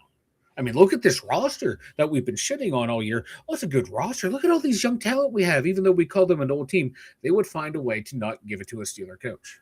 I disagree. I find it very, very similar to the 92 situation, and I wouldn't be surprised to see him in the running. That is just me. But let's continue on the board. Somber 11-6. Tyrone. Okay, we did get that one. Let's scoot down here. Let's go down to EXP Bless. I do want to get him in here. He says this, Will Howard. Will Howard, baby, he is our future. Hey, you know what? He just might be. The thing is, nobody knows. You know what I mean? There's no real candidate right now that everybody is just leaning toward. It's just not there. So again, it's as good as possibility as anything else right now. And I don't know the answer. Again, we've seen it many times over the years, and I just don't know. I don't know, Mike. I don't know what the answer is at this point. So we will continue to keep on keeping on. with this situation. Let's go to Somber. If Aaron goes down this season, is cooked either way. You take a chance on a rookie, not Mason, fuckboy Rudolph. And I agree. I think you'd be wasting your time letting Rudy play the season out if that would be the case, if AR would go down. Because, again, you have two quarterbacks that need to get on that football field. So at the end of the day, if Rudy's around, you're going to have him as your backup one way or the other, Mike. I think whether it's the young kids playing or whether it be Aaron Rodgers, I think Mason, if he's on this team, he will be a backup. And I'm not even convinced he's going to be on this team when it's all said and done. Yeah, I'm not sure either because, typically you don't carry four. And I don't think you can sneak any of these guys onto the practice squad. And I don't think if you want these all four around, you don't gamble that at the most important position.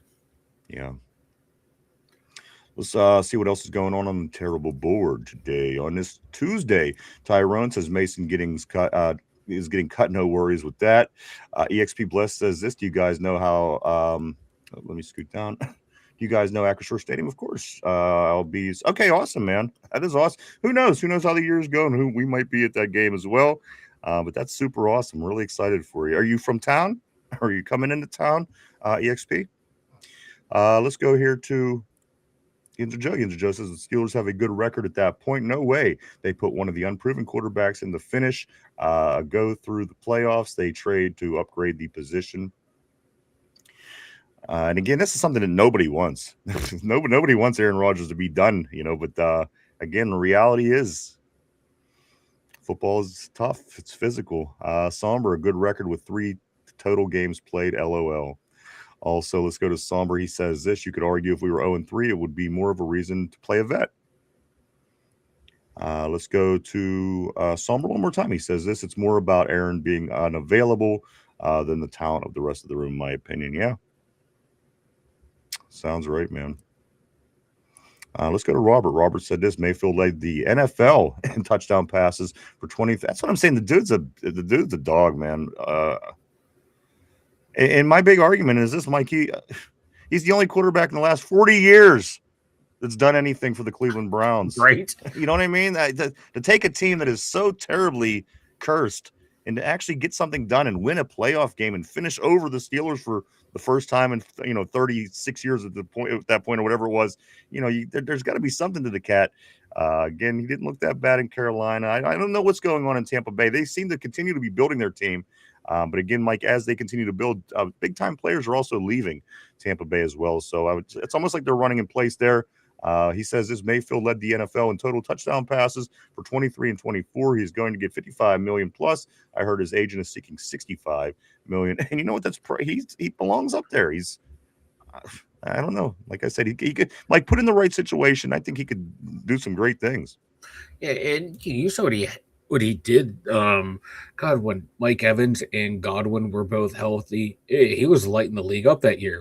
That wasn't that far off. I was like, 2-3 years ago? He was tearing it up down there. Last year, he was up and down because he plays through injuries. He won't take the games off to actually heal, and sometimes to the detriment of the team. But, hey, we'll see. We'll see, man. And I like him, but I don't think he's going to end up being a Steeler. All right, let's continue on. Let's go right here to Somber. Incline versus decline. Some people are blind to the difference.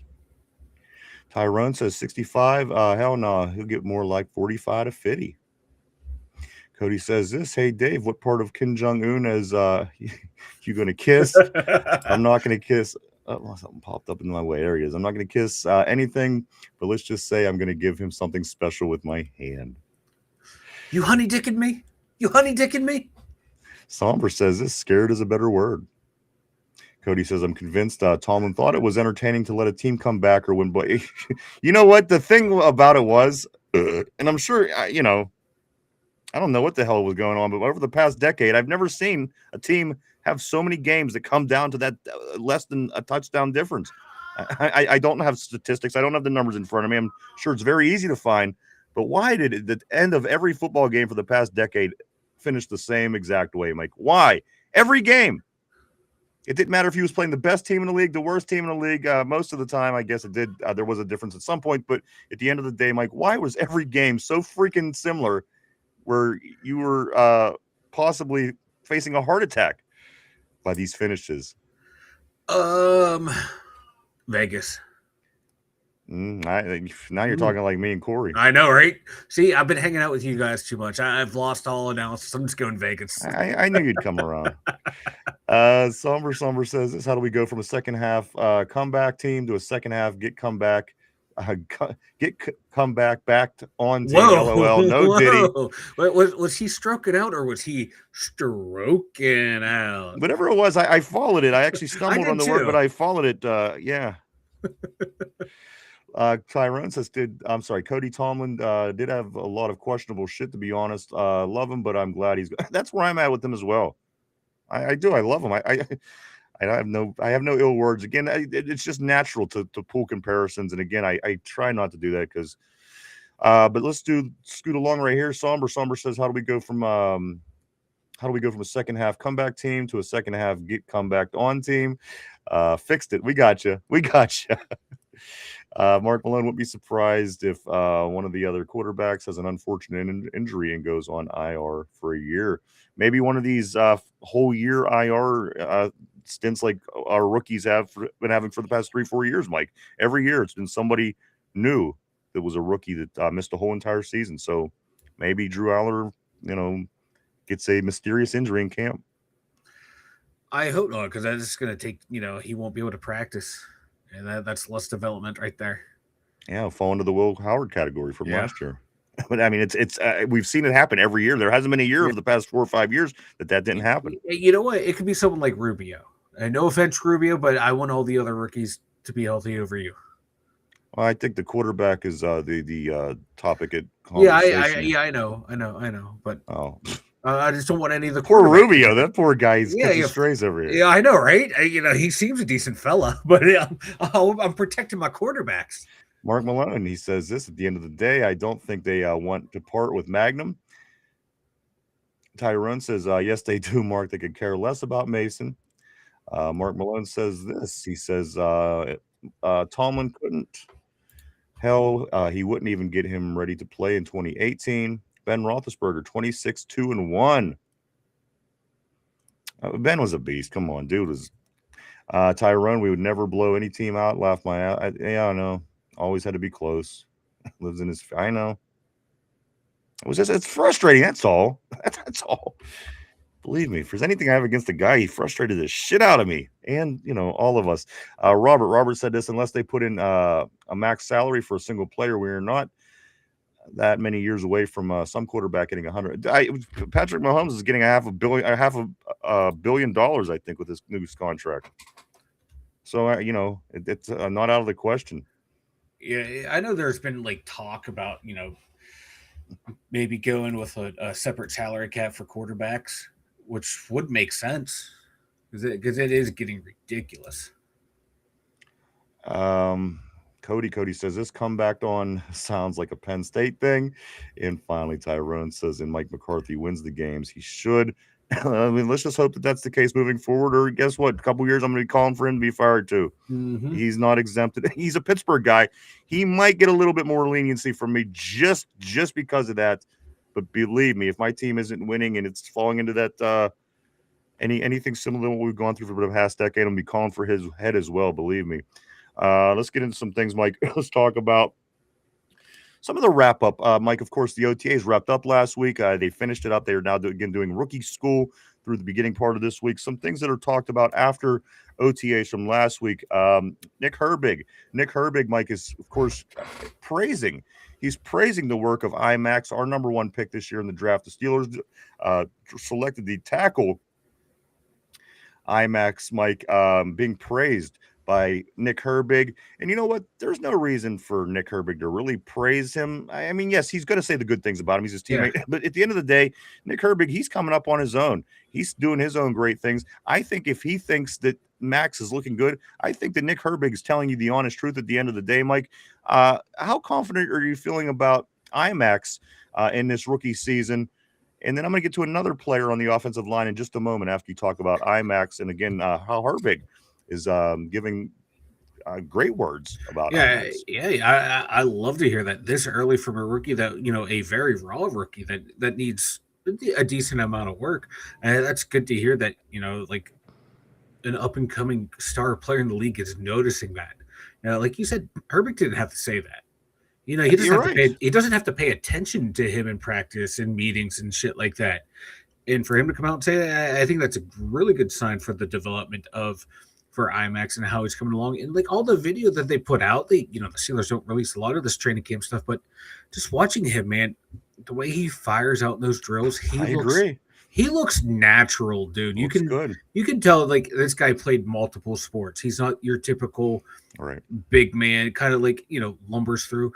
Dude is fluid. He's explosive.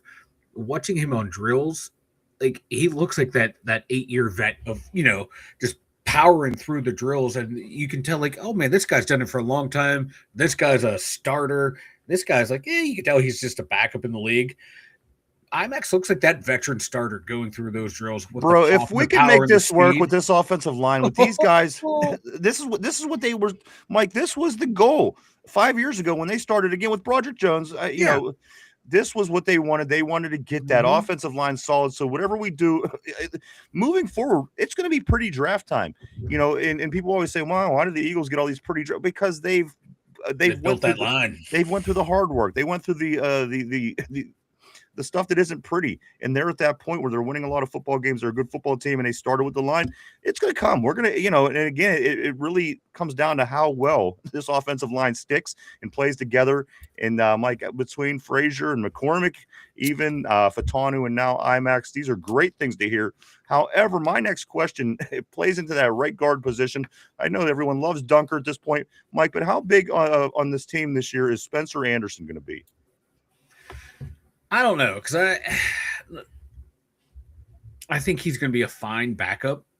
I don't think he's going to fight for a starting job. I think that's why they went out and brought in Brock Hoffman.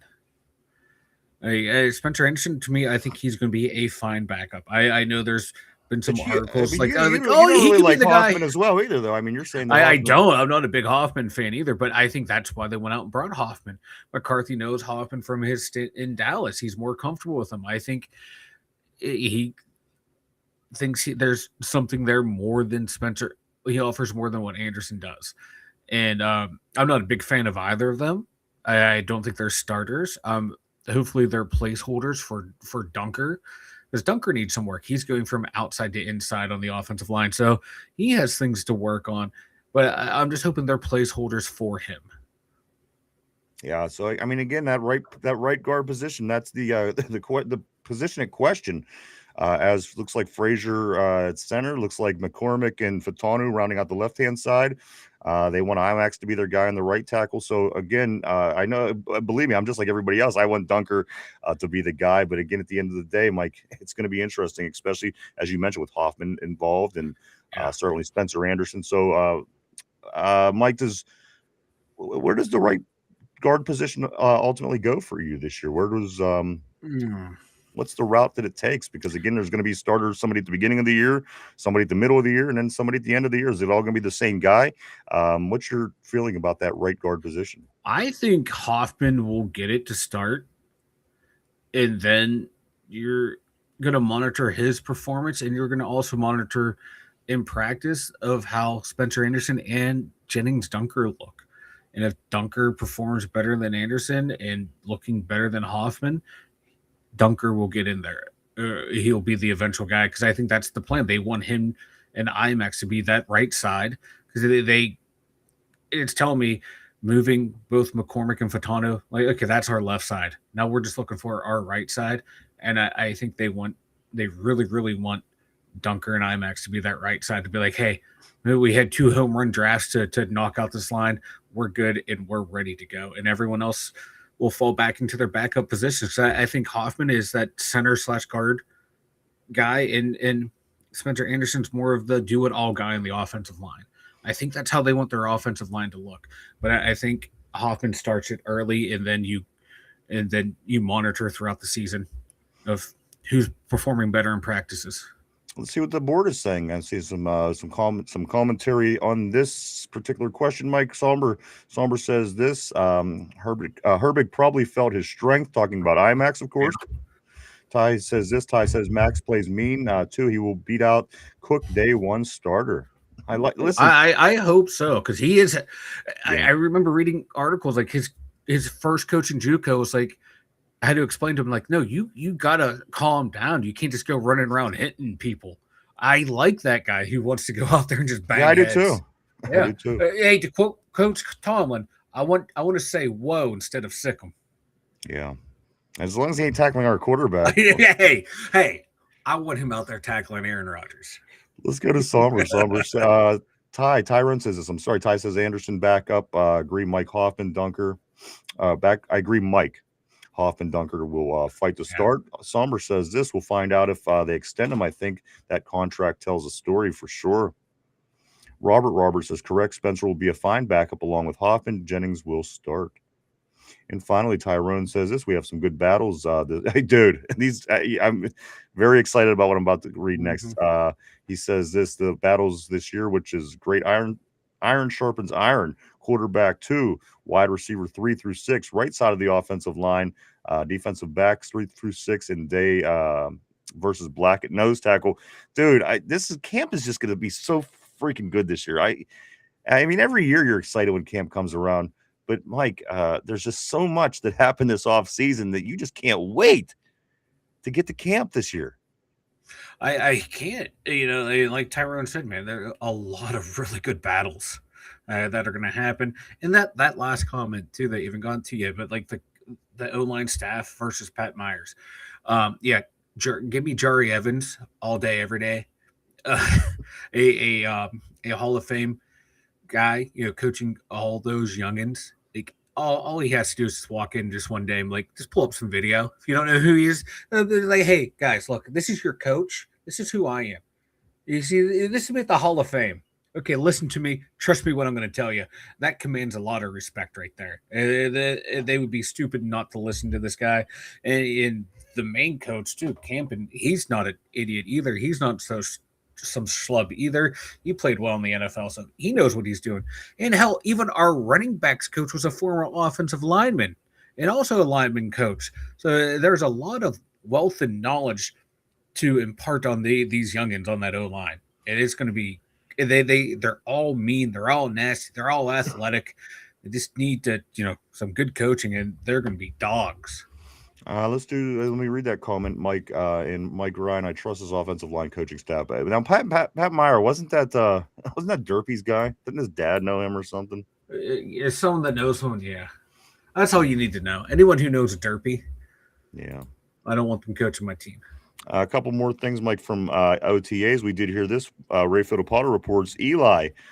Little Eli, Mike, he had a really, really good spring. After the OTAs, he's even faster and more athletic than whenever they went into the OTAs. So that also some encouraging stuff to hear about some more of our rookies, Mike. A lot of these younger guys are always kind of waiting to see and hear what's going on with them, what the coaches got to say about them. Mike, faster and more athletic. He's being compared somewhat to Christian McCaffrey. Another one I cannot wait to see on that freaking field. I just can't wait to see 90% of these guys, Mike, play football this summer, and that's preseason. I can't wait to see them all, top to bottom, 1 through 90. How many of our guys are on the team? I'm very excited to get to that point, Mike. And of course, that is only 2 months away because, again, 89 days till the season kicks off. Yeah. This might be the most exciting draft class we've had in the Colin Weedle era. The other ones were like, you look at them like they're solid picks. But this one, like people like Legion, Eli, Jeremy, Max, Dunker, it's exciting because we already have pieces in place. We're not counting on these guys right now to all be day one starters. Yeah. So, but if they get in there and they contribute, I think it's going to be so much more fun, man, too. And like we got skill positions on offense mixed in these drafts. The other ones were heavy O-line, D-line, and defensive players. This one, we got a nice mix of offensive talent on here, man. I agree, Mike. We're going to stay on offense today. Let me grab a couple of these messages right here. Vegas says, I do want to say what's up to my man, Vegas. Vegas says, Derpy knows his daddy. Yeah, there's somebody that drives him around everywhere like a chauffeur. And we assume that's his daddy, but we did meet a gentleman that introduced himself. Well, yeah. We know his dad, but his daddy, Derpy, might be meeting in the next couple weeks. Well, we'll see. We have 2 weeks, Mike. 2 weeks. We will find the results on all that. So, still, again, very highly anticipated competition. Let's go to Corey. Corey says, how many of us are worried that the new offensive coordinator, doesn't know what doesn't know what he's talking about? I get MC vibes, Matt Canada vibes from him big time. I really want to be wrong, Corey. I hope you're wrong. I don't know. I don't know, Mike. Yeah, go ahead. Mike McCarthy is the offensive coordinator. Angeliquio's offensive coordinator in name only. Well, yeah, that's so Mike McCarthy's going to be the one calling the plays. Yeah. So I don't know. I mean, if you would have jumped in, I had a whole point. You kind of prodded into it like 3 different things. So yeah, there you go. Yes. Again, Mike McCarthy will call the plays, but I don't know if I'm not sure. Tyrone Bernard is the guy. I can't fucking wait to see him. Man, been waiting for him for a wide receiver. Guys, we're going to talk about wide receivers possibly throughout the rest of the show, Mike, for the last 20 minutes at least. Let's talk some wide receivers. I want to talk about Chris Carter, the Hall of Fame Chris Carter for the Minnesota Vikings. He says this about DK Metcalf. These 2 things have to be fixed. They have to be fixed. Now, this is coming from a guy that, Mike, is a damn good wide receiver. Chris Carter says, he really should be working on his routes and his hands. Routes and hands, 2 biggest things. They are obviously dropping easy passes. The guy is what he is at this point in his career. I don't know how much of an improvement you're going to make at this point in your career after playing your whole career, basically being the same guy. But, Mike, routes and hands, would you do anything with DK Metcalf through the next how many ever weeks of practice you have before in camp, before games, beside those 2 things? I want my man running routes. I want my man working on catching the ball, right? These are like DK with like the hands has been like a big thing with him, especially on the contested catches. That's just a thing that's been with him his entire career. And his route running, I think this is the best we're going to get out of him, because when he came into the league, he was just that one-trick pony at first, then develop into a guy that can take the slants, take the inside routes, the distance. He's not going to be a crisp precision route runner, a la like Chris Carter was, or Antonio Brown. This is as DK Metcalf is what DK Metcalf is at this point in his career. He's not going to get any sharper with his routes. Just who he is. And you just get him the ball in those quick slants and let him do his thing. And at this point in his career, he should be very focused, Mike, because again, I think that this team could make some leeway. And if just catching the ball sometime is a problem for you, if you're a wide receiver in the NFL and catching a pass is a weakness of yours, by all means, do whatever it takes to get that fixed. Just going back to Corey for a second here, Mike, I kind of threw me off for a moment. As far as the coordinator, I don't know quite where we're getting at. Corey, is there anything that possibly that's leading you to think that about the offensive coordinator at this time? Again, to make the comparison to Matt Canada, I think is it's a pretty big accusation. So I'm just kind of curious where you're basing that opinion on. I'm not disputing you or doubting you. I'm just kind of course, I was just trying to let it register last time, Mike. And I'm just, as you were saying, Mike McCarthy is going to run it, but at the end of the day, the offensive coordinator has a job to do. Just kind of curious, Cora, on what your where that stemmed from. Let's get back on the board here. Let's go to right about here. Ty says, yeah, McCarthy will be calling the plays. Vegas, Derpy, and Thunder are going to end up on a blind date with each other. I tell you what, Vegas, if that happens, that'll be the best thing that ever happened to me. No. Because I would have to pay, because that brother ain't got no money. Oh, yeah. But that's, come on. Would be great. Would be great. Gonna be the worst date ever. Corey says, this, mind you, I don't know much about him. The last interview I saw, he talked in circles, and I felt like he didn't know what to say. Bad first impression. Okay, yeah, again, I don't know. I mean, you could be right. Maybe you're catching something that I'm not. Again, I just don't know much about him. That's why it kind of stopped me for a second, because I don't know much about him, and I do know that Mike McCarthy is going to be calling plays, so I'm just not sure. I'm not sure on that connection, but you know what? You could be right.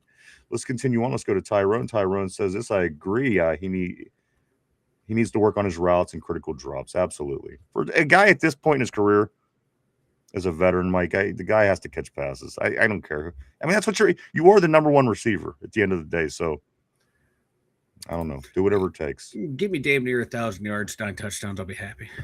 I ain't got to catch the ball before you can do any of that. So let's go right here. Tyrone says he needs, of course, needs, not meds. But Robert says we need some meds. Somber says I'm actually less concerned with routes. Just catch the fucking ball. I agree. I mean, contested, the guy's as big as anybody in the league at wide receiver. You know, he's not Megatron, but come on. If that guy with that size, you see Metcalf running around with, in his workout gear. If anybody, he should be one of the people plucking them passes out of the air, you'd think. Let's go here. Let's go to Ty. Ty says, see the good thing in Pittman, Bernard, great route runner, so DK had guys to learn from too. Cody says this, did anyone catch the athletics game yesterday? I heard they curb stomped. They curb stomped them. And you know what? And I'm not afraid to admit it. I called their free fall at the beginning of the week, and I think they will continue to free fall. Of course, the Pirates, speaking of, Robert Bernard has the best hands on the team. That's pretty awesome to hear. Tyrone says, Ryan, I can't believe we still got – I'm so fucking – Michael Pittman for a 6th-round pick. Right? That's fucking insane. That's what I'm saying. These things never got done in the past for the Steelers. What is Omar Khan doing that's so great that he's able to make these things happen? Ever since he came on board, man, it's like he's had free reign to do whatever he wants to do to rebuild and reshape the team. And I'm loving it. I just cannot wait to get back on the field. I cannot wait for these guys to get back out there. Corey says, no, please doubt me on this. I'm hoping it's bad. Yeah, again, I'm still learning as well, bro. I'm not sure. I hope that's not the case. I just don't know much about him. I don't know much about Angelicio at this point. Mikey was with Minnesota. I mean, I don't know. They were doing good things on offense. So, yeah, I don't great things on offense. I'm not doubting him. And he was, I just don't know. He was tight ends coach. Everywhere he's went, tight ends have had their best years with Angelico as their coach. I don't know. Let's continue right here. Sommer says he was talking in circles because there was nothing to talk about scheme-wise yet, and they were evaluating the players at that point.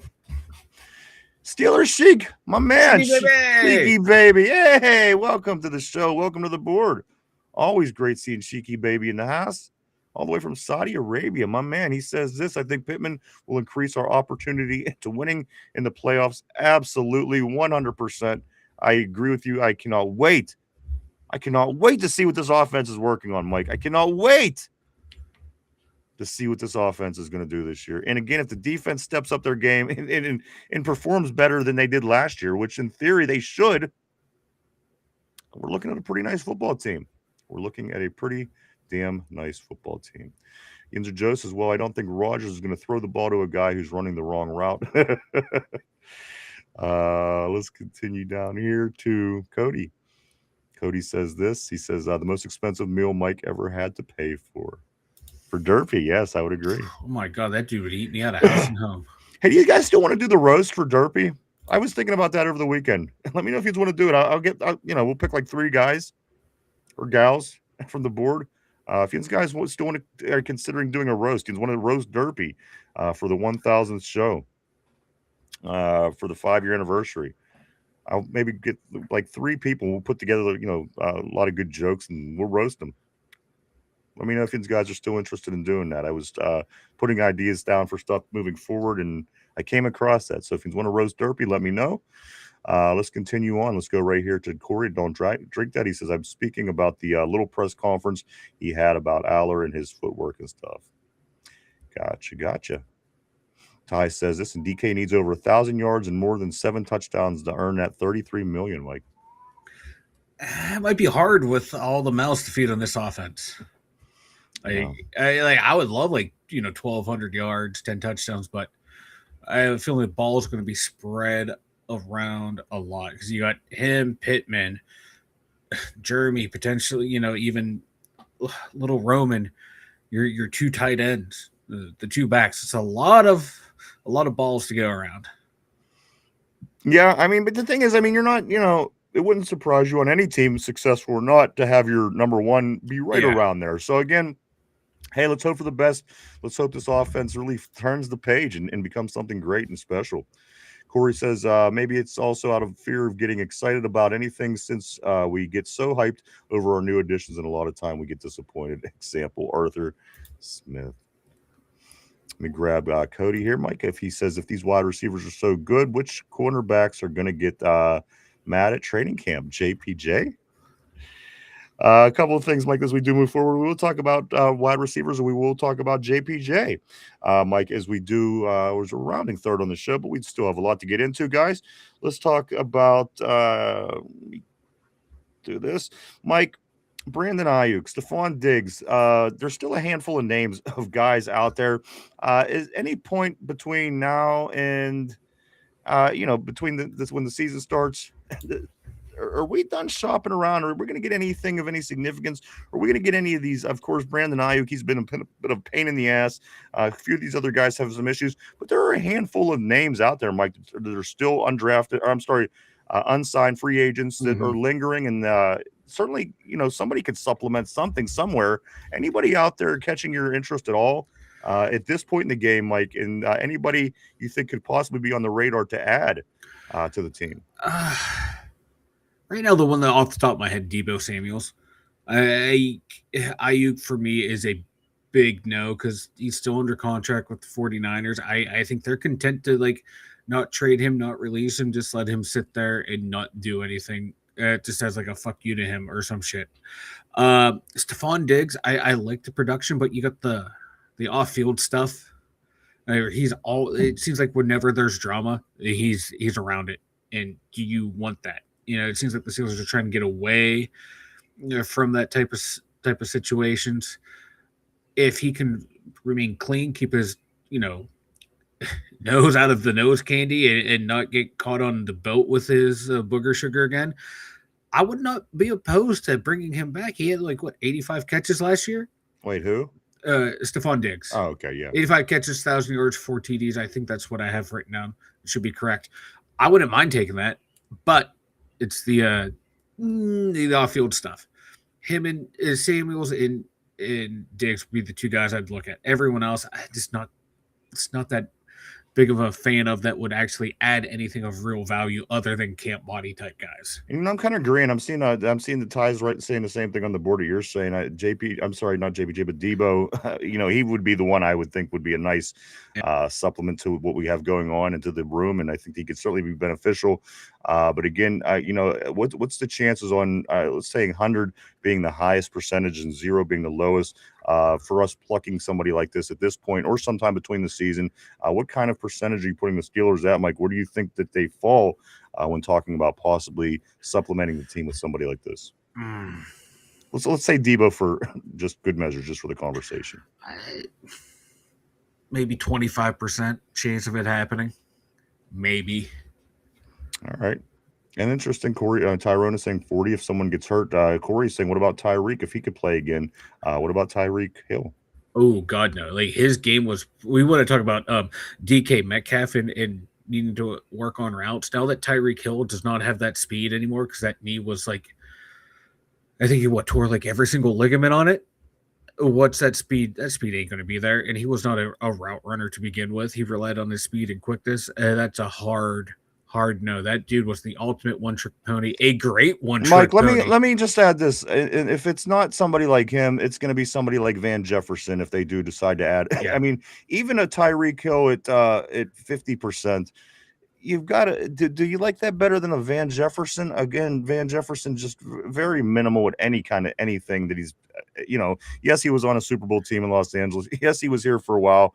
But at the end of the day, wouldn't you rather lean towards somebody like having a Tyreek Hill? Because there's a good chance we could end up with a Van Jefferson if he gets cut from Washington. A lot of talk about him possibly rounding out the bottom of our wide receiver room. Wouldn't it be worth just going after one of these other guys that they do have a little bit more of a pedigree? No, he's another one of those guys with off-field issues all the time. I don't want that back on the team anymore either. The production's not there anymore. Like my guy looked so happy to hurt his knee that he's like, oh, I finally don't have to deal with this bullshit anymore. I just don't want Tyreek Hill. I really like if Stephon Diggs could stay out of trouble, I'd take him because he's still a very, very productive receiver. But I just have a feeling you're going to get some nondescript guy or one of those weird roster cuts that you see happen. You're like, how the hell did that guy get cut? I can see someone like that. And maybe Keenan Allen, is he still out there? And he resigned with the Chargers. He could be a guy maybe. How old is Keenan Allen anyway? Doesn't seem like he's been around forever. He's probably maybe I'm thinking of somebody else. In his mid to late 30s. Maybe we could get Mike Williams back.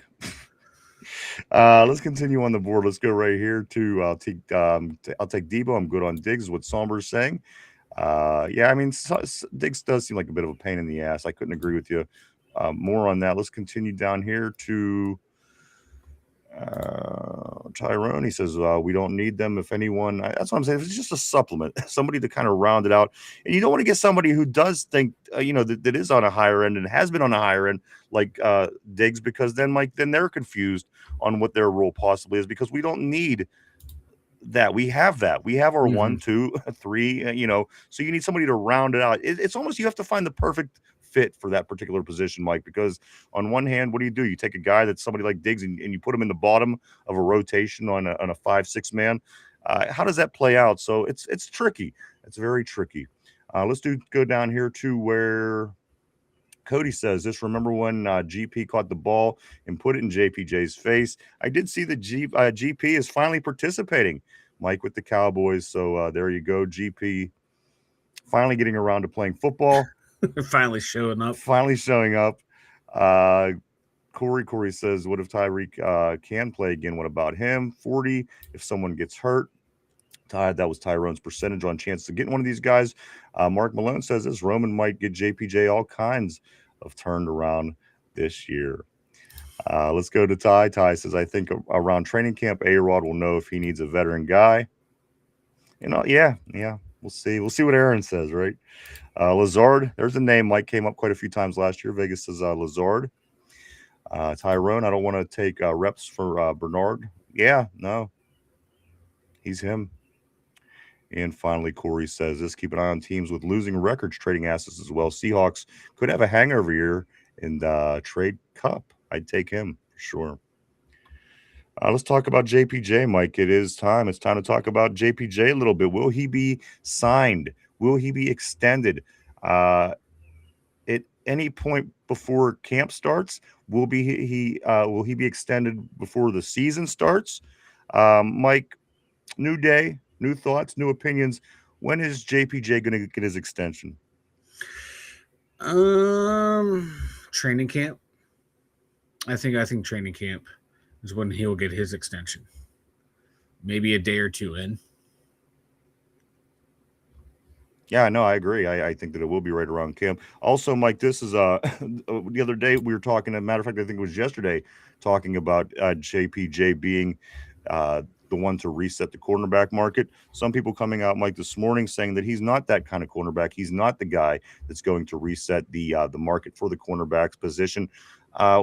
Another day to think on that, Mike. What's your thoughts?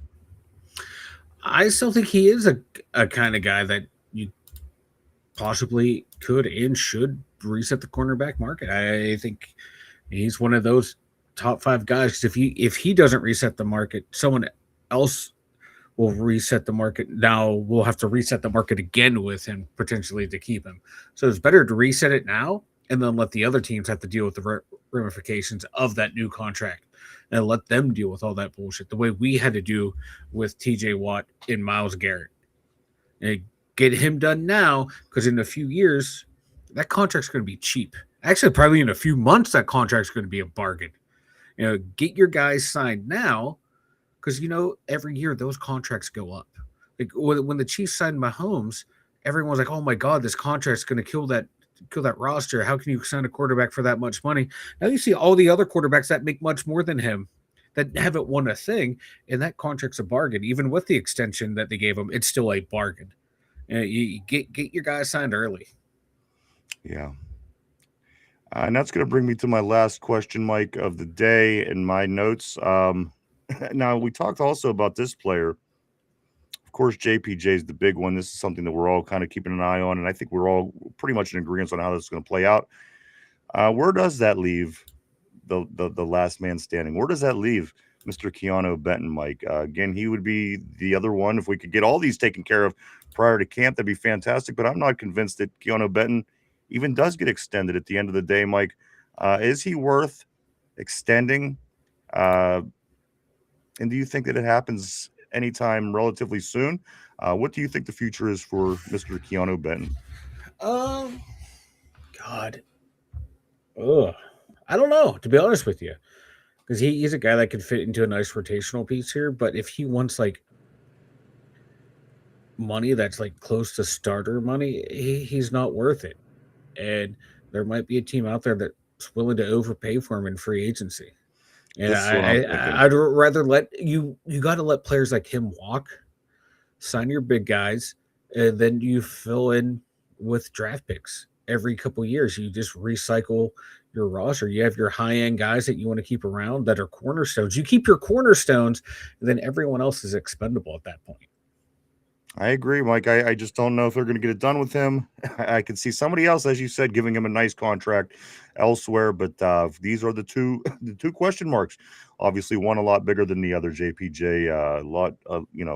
This is a bigger impact move for us. But Benton, he's been a part, Mike. He's going to be a part of the team this year, but who knows? Who knows where he's going to be moving forward?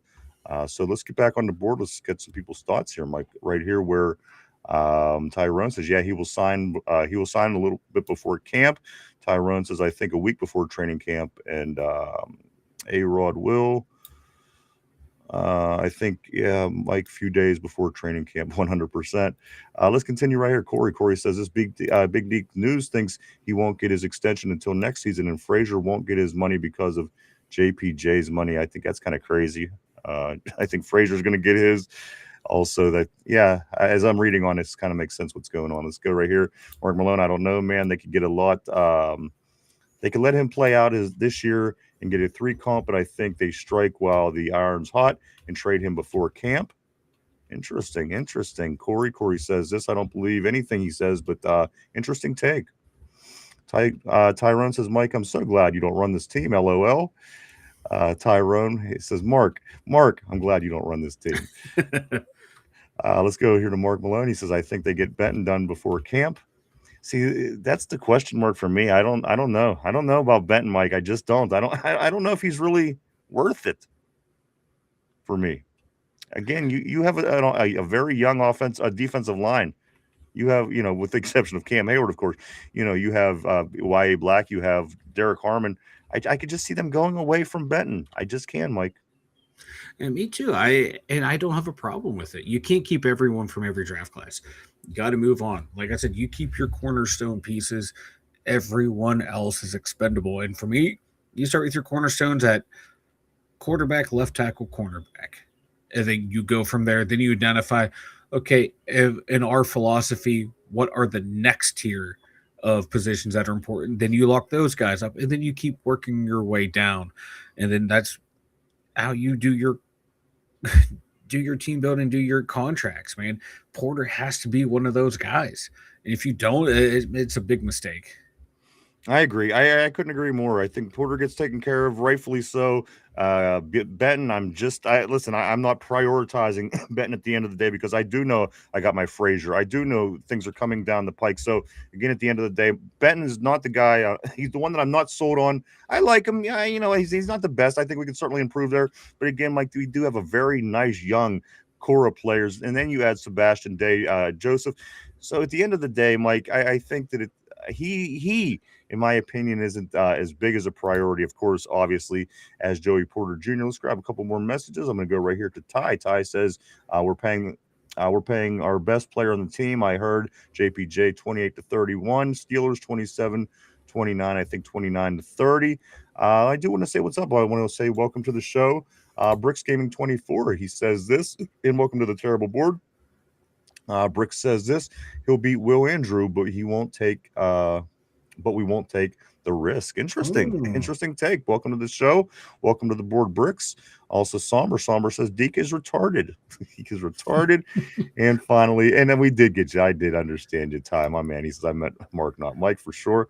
And then also, I do want to say what's up to Steel Loyal, and I do want to say to you, just because it's only fair, congratulations to your Carolina Hurricanes. Steel Loyal, of course, the Hurricane fan. Today, Mike, we had both the Vegas and the Hurricane fans in the house. Congratulations on your Canes. Steel Loyal, always great seeing you in the house and on the terrible board. Steele says this: Benton has been taking reps defensive end. If he's not at the nose guard anymore, I'd be fine with us extending him. And maybe that's the thing. Maybe if they do move him around, like, he can be more successful. He can be put in better positions to make better plays and make things happen. So let's maybe I'll reserve my opinion on that and hold that off for a while. But right now, I'm not prioritizing Mike. I think there's bigger fish to fry on his team. Certainly moving forward. But if they move him around, as they talk about they're going to be doing with this defense and putting people in different spots and trying different things, maybe, Mike, what if Benton comes along and instead of the 5.5 sacks he had this year, he goes 1, 5.5, and has 8? What if he has 8 sacks this year? Then we might be singing a different tune about Keanu Benton at the end of the year. Yeah, then, if Cam retires at the end of the year and Benton proved he can play D-end, okay, extend him. Not Cam Hayward type money, but give him some money then. And then, move YA into that, the D-tackle / rotating D-end type position. But I still think you can find his replacement in the draft. I agree. I agree. I think I wouldn't be opposed to, depending where we finish, using a first-round pick on the D-line again. And then when that guy's contract comes out, you either kick him out or you extend him. Stuff like that. You got to keep rotating through players. Can't keep everyone. Interesting. We're talking about what the offensive line looks like. I mean, you're talking Frazier McCormick, you're talking Fatanu, IMAX, and then Gunker. You want these guys to be your offensive line. And then you're talking about on the other side of the ball, you're talking Harmon, you're talking Black. This plan, Mike, to build in the trenches, it's really it's coming to fruition. So, at the end of the day, those pretty picks might be something that Steeler fans are going to see within the next couple of years, and it's going to be fun because we're going to start be able to pick those other pieces out. We're going to be able to grab more receivers, Mike, as we go, because we're going to need more receivers as we go. DK's not getting younger. Pittman's, he's a veteran in the league, and we're obviously going to want to continue building on this team, especially if we're playing winning football. So, again, at the end of the day, Mike, I totally forgot where I was going, what direction I was going. Got lost in my own conversation. But, Mike, what I think I'm saying is this: they're doing a great job building in the trenches to where we're going to start getting those more pretty picks that I think people are sitting around going, oh, man, why can't we get this receiver? Oh, why can't we go after this guy? We have to get another offensive tackle. Oh, my God, why are we drafting another defensive tackle? So we're getting those positions established, Mike, to where now we're going to start seeing the next ring of it's the word I'm looking for. Desired picks. This a desired sexy pick, yes. Yeah. And the thing is, though, too, receivers and all that, you can still find great receivers in the second and third round. You don't have to technically get those guys in the first, but that frees you up, get one of those demon inside backers that can do it all in the first round. Right. Or a beast Troy type safety in the first round. Right. And I'll be right back. I hear my name being called. All right, you're good. So let me jump back on the board here. I'm going to go to Tyrone. Tyrone says, depending on the price, I wouldn't offer more than 14 per year for Benton. Even that seems a bit much. Again, that's where I'm at with him as well. I mean, I like him, and like I said, if he has a breakthrough season this year, year 1 he had 1 sack, year 2 he had 1 sack, and then last year he had 5.5. If he can continue improving and progressing in that direction and put together a respectable season, by doing more than what he's done so far, then we could be having a different conversation. But at the end of the day, I'm not losing sleep by not getting Benton extended at this point anyway. Steel Loyal said, I was thinking somewhere between 12 and 15 million. If he says no, bye-bye now. Tyrone, he says market, he's going to want 14 to 7, and I don't know if he's worth that. Yeah, I don't either. He's really got to have a good season. And maybe that's why they don't do it early, perhaps. They let it play through and see what it looks like at the end of the year. Who knows? And finally, Steel Loyal says, but it would be cheaper to do it now than wait for him to get 8 sacks at defensive end this year and have to pay him even more. No. That would be our luck. And I want to see what Sebastian Day, what he, and a lot of times, guys, we get some of these guys that come in. Remember who was it a couple years back? Braden Fajoko. Now, I'm not. If these guys could help me on the board, I'm not real familiar with what Day is doing. With what his pass. I'm hearing a lot of good stuff. I'm hearing that he could be really good on this defense and possibly make a lot of leeway. But at the end of the day, to me personally, my mind kind of keeps going back to Braden Fajoko, and I assume everybody is making it seem like Day is certainly a better player than Fajoko. So, if he could be a big part of that defensive line. Day is a great run stuffer, is what Steel Loyal is saying, and which we certainly needed, obviously. We need to just get more consistent, obviously, in stopping the run. But yeah, and what about Cam? What about Cam, guys? How much longer is Cam going to be around? What do you guys think on that as well? Let me get back to the messages. Tyrone says, yeah, Omar really got to negotiate with Benton and JPJ seems. We knew that one, though. Day can play the entire D-line. That's huge. See, that's what I'm saying. If he could come in and just really be a big piece for this team and do all these different things and stop the run and play all over the line, and that's kind of what you hope from guys that we've had in the past. And again, I hate to continue to use the same name, but when you had Braden Fajoko come, you were hoping he could do this. You were hoping he could do that. And he ended up not even being good enough to be on the squad. So again, I'm just really trying to learn about Day, seeing what he brings to the table and, how beneficial that could be for us on the defensive line. And it seems good. I mean, everybody's saying good things, and that is encouraging. Let's continue down here. Steel Loyal says this. He says, who the fuck knows? LOL. Cam is like the LeBron of the defensive tackle. Yeah, so he was on the bench, but that's why I'm just that's why I said I don't want to keep using his name. But you bring in some of these guys, and I'm not familiar personally with Joseph, with Sebastian Day. So again, I'm just trying to learn myself. Somber says Fajoko's on the bench. Ty says Cam is just not human, I swear. And again, that's going to play a big role too, guys. We're trying to build in the trenches, and when he finally does extract himself from the defensive line, we're obviously going to have to compensate in another way and figure out what we're going to do to fill the spot. Hopefully, we put ourselves in positions by having pieces ready to move when it does come time, as we do have a really very, very, very young defensive line as we speak. Tyrone says yes, of course. If Benton is at defensive end, he won't start.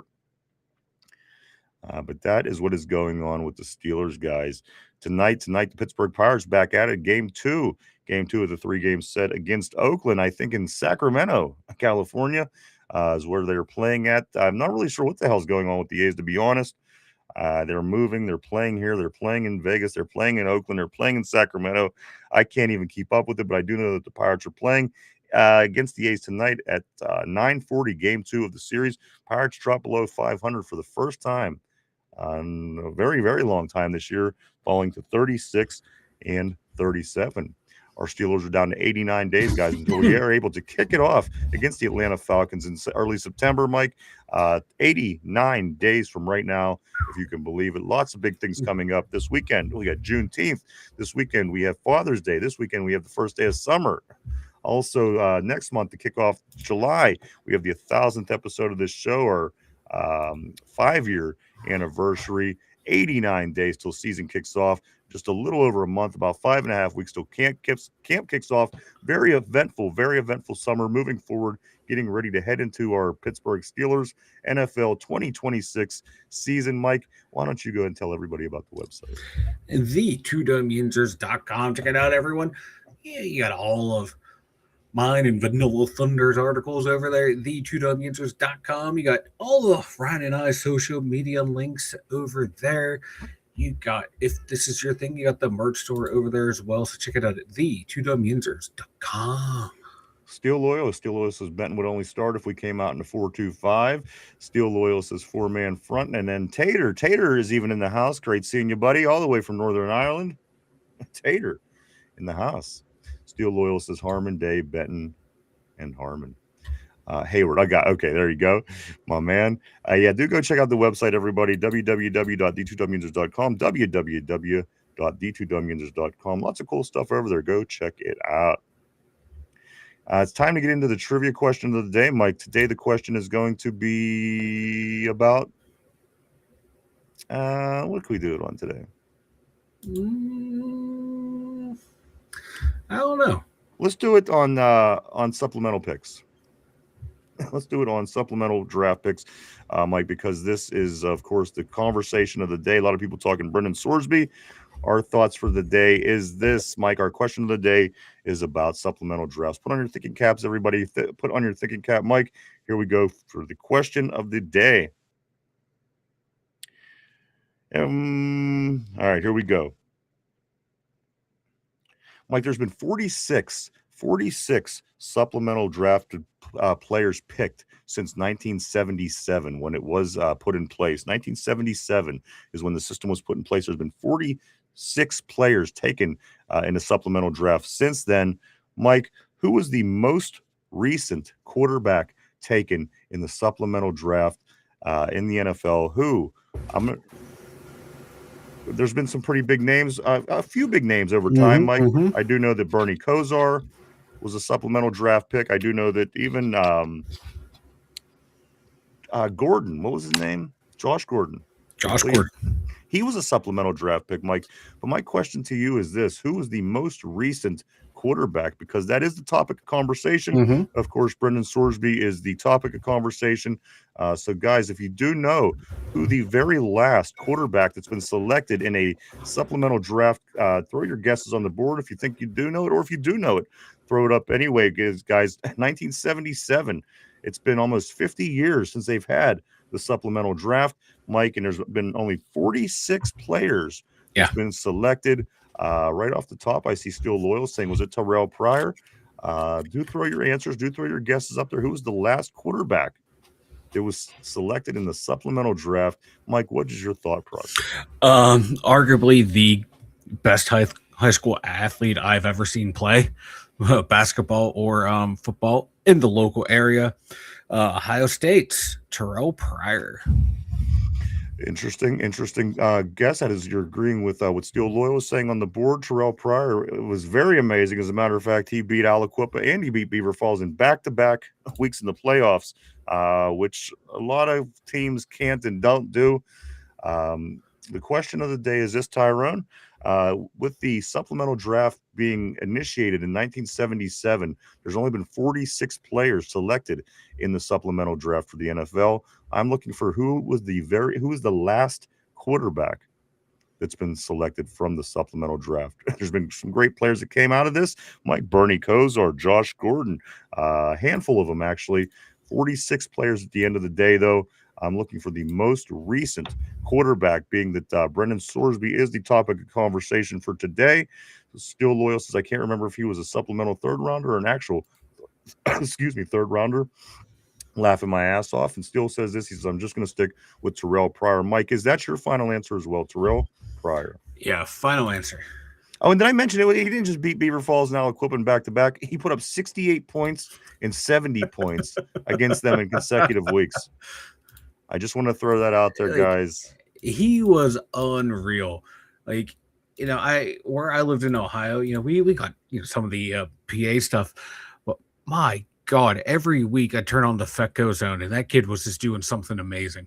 Yeah, he was a man. I remember he was. I didn't listen. I mean, he was a great athlete. He played great in football and basketball as well. And that certainly wasn't what got your attention. It was football. And if you did know of him when he was in high school, believe me, you heard about him often. Oh, yeah. Certainly here in Western PA. Again, beating Aliquippa and Beaver Falls in consecutive weeks in the playoffs in football, Mike. Again, putting up 70 and 68 points, respectfully, against both of those teams in back. I mean, those teams don't lose. Aliquippa don't lose for one. So for a team, for a person to come along and make that happen, it was truly amazing. Terrell Pryor is your final answer. I'm seeing Tyrone is saying Pryor. I'm seeing Steele is saying Pryor. Let me see what Vegas is saying here. Took a guy a few years ago. Arizona took. Yes, he was. Let me finish the process, and I can address this. But he wasn't a quarterback. Pryor was like 15 years ago. I can't think of anyone else. So it looks like Pryor is the general consensus today, guys. Again, the question of the day, the supplemental draft was put in place in 1977. There's been 46 players taken in the supplemental draft. Bernie Kosar, Josh Gordon, a few other good ones along the way. But my question of the day is, who was the last quarterback to be selected in the supplemental draft? Mike is saying Terrell Pryor. Steele is saying Terrell Pryor. Ty, Vegas, everybody seems to be saying Pryor. And guys, you are correct, 100% correct. Terrell Pryor back in 2011 He was the last quarterback selected in the supplemental draft. Jaden Thompson in 2019 was the last player taken by the Cardinals, but he was the last player. There was a couple supplemental draft. A few years later, there was no players eligible. So this year right here would be the next, Mike, if anything would go down with Brendan Sorsby. But that'd be the correct answer, everybody. Terrell Pryor, In's nailed it. Guys. Third round supplemental pick. Yeah, suspended for what? Selling some footballs and getting some tattoos. If it's the rules, it's the rules. Look at the F out of here. At that time, man, the $1,000 handshakes going around all over the place. Like in today's era, like I wish those guys could have got paid back then as well, because I would love to see him finish careers at Ohio State and see what he actually could have become at the NFL level. Yeah. I don't know. He had like what two really good years as wide receiver. Yeah, that's when he excelled. He was a good wide receiver. He was a fucking beast. 1,000-yard receiver. He went to Cleveland and had a 1,000-yard receiving season as a wide receiver. So again, that's where I thought he really excelled. But there you go, guys. He was the last quarterback selected as a supplemental draft pick. Let me grab the board here a little bit before we do get ready to take off for today. Steel Loyal says, damn, it's been forever since we had a quarterback taken in the sub. Also, Vegas says he was the longest quarterback run, too. Of course, it was versus us, too. You know what? I remember that play. If you guys could have seen him play, and again, these were amazing things, seeing him get the 1,000 yards in Cleveland and seeing the longest run against the Steelers. But if you guys ever get a chance, go on YouTube and watch some of the old Jeanette Jayhawk highlights when he was in high school before he even went to Ohio State. If you thought he was something in Ohio State, you thought he was something in the pros, take yourself some time and check out Terrell Pryor at Jeanette, Jeanette. I think you'll have a lot of fun with it. I'll just put it to you like that. Let's go here to Ty. Pryor in college was cold, just like Braxton Miller. That guy was he went to weigh into like 15 minutes. Okay, that's awesome, man. Corey says Pryor was a bitch for that for the longest time. We were getting embarrassed by the Raiders and upset. Such a lame time. And my man, always great seeing you on the board. Aaron Jade with the Rockets, my man. Thank you for stopping by. Great seeing you as always. Mike, your thoughts today's show? Another great show as always. And like to the topic at hand of Sorsby. My God, just stay away with. Don't even touch him with the 10-foot pole. Dude's radioactive and like not even that good. Like if he's a generational talent, maybe you roll the dice. Maybe you throw a flyer out there. Hey, see what can happen. But for someone who like the consensus, scouting profiles on him have been mid-round, and until he beats up on bad teams. Maybe a possible second rounder just because of his overall game, with throwing and running. No, if this was like the second coming of Peyton Manning, Tom Brady, I'm rolling the dice. But for a second coming of potential Johnny Manziel, I'm not doing it. That's an interesting take because, again, Mike, the second coming of Peyton Manning might be Arch Manning. And again, that's just going to be something interesting that we're going to be paying attention to as we move forward. Again, getting word that Arch may go back to college another year. He might not be in the 2027 draft. And again, if we would have known about Tom Brady when he was in the draft, like perhaps we might have gotten him instead of the Patriots taking him in the 6th round. But again, who would have known? Who would have known at that time? This is why it's not easy. It's why we don't all have that quarterback. It's a tough thing. My man Ty says, great show, you bastards. We appreciate you as always. Ty, my man, thank you, sir. Vegas says the Golden Knights will be hiring their 5th head coach in their 10th year. Hey, here's something for you real quick to think about. Since Yin's had a team, no Pittsburgh team has got out of the first round in the playoffs. Not the Steelers, not the Pirates, not the Penguins. So think of how long that's been your squad. 10 years, 5 different coaches. Not any Pittsburgh team has got out of the first round of the playoffs since then. Of course, curse of the flower. Because Mark Fleury leaving was the mark. That was the last time we won a Stanley Cup. And as a matter of fact, any playoff series from our major sports teams here in Pittsburgh. So as hard as that feels and sounds, 5th head coach in 10th year, We haven't had a team win a playoff round since before that. Just putting it out there, man. It's been a rough ride. Vegas says they become the greatest expansion team ever by reaching the finals in their third year. Third finals in the first 9 years with one championship. That's a pretty good run. Tyrone says, let's just wait till the actual draft, see how these guys play this year, and go get that guy for sure, my man. Steel Loyal says, wait, Vegas, y'all getting a new head coach? Christopher says Sebastian Joseph Day and Gabe Rubio will be competing for nose tackle. Benton will be a defensive end. Gotcha. Yeah, I'm still learning. You know, some of these guys, especially when they come over from other teams, Mike, they're not the big topic. They're not the draft picks. They're not, Sebastian Joseph Day. I still certainly have some learning to do there. Tyrone, he says, Chris Day and Black Will. Let's go to Vegas. Pens gave Vegas Golden Knights a second-round pick to take Fleury in his $5.75 million contract. I would have kept Fleury because he's one of the greatest goalies ever. I think we gave away one of the best goalies ever, Mike. We probably gave away the wrong guy. Yes, you go for the youth at that particular time, but looking back a decade ago, I think we might have got rid of the wrong guy.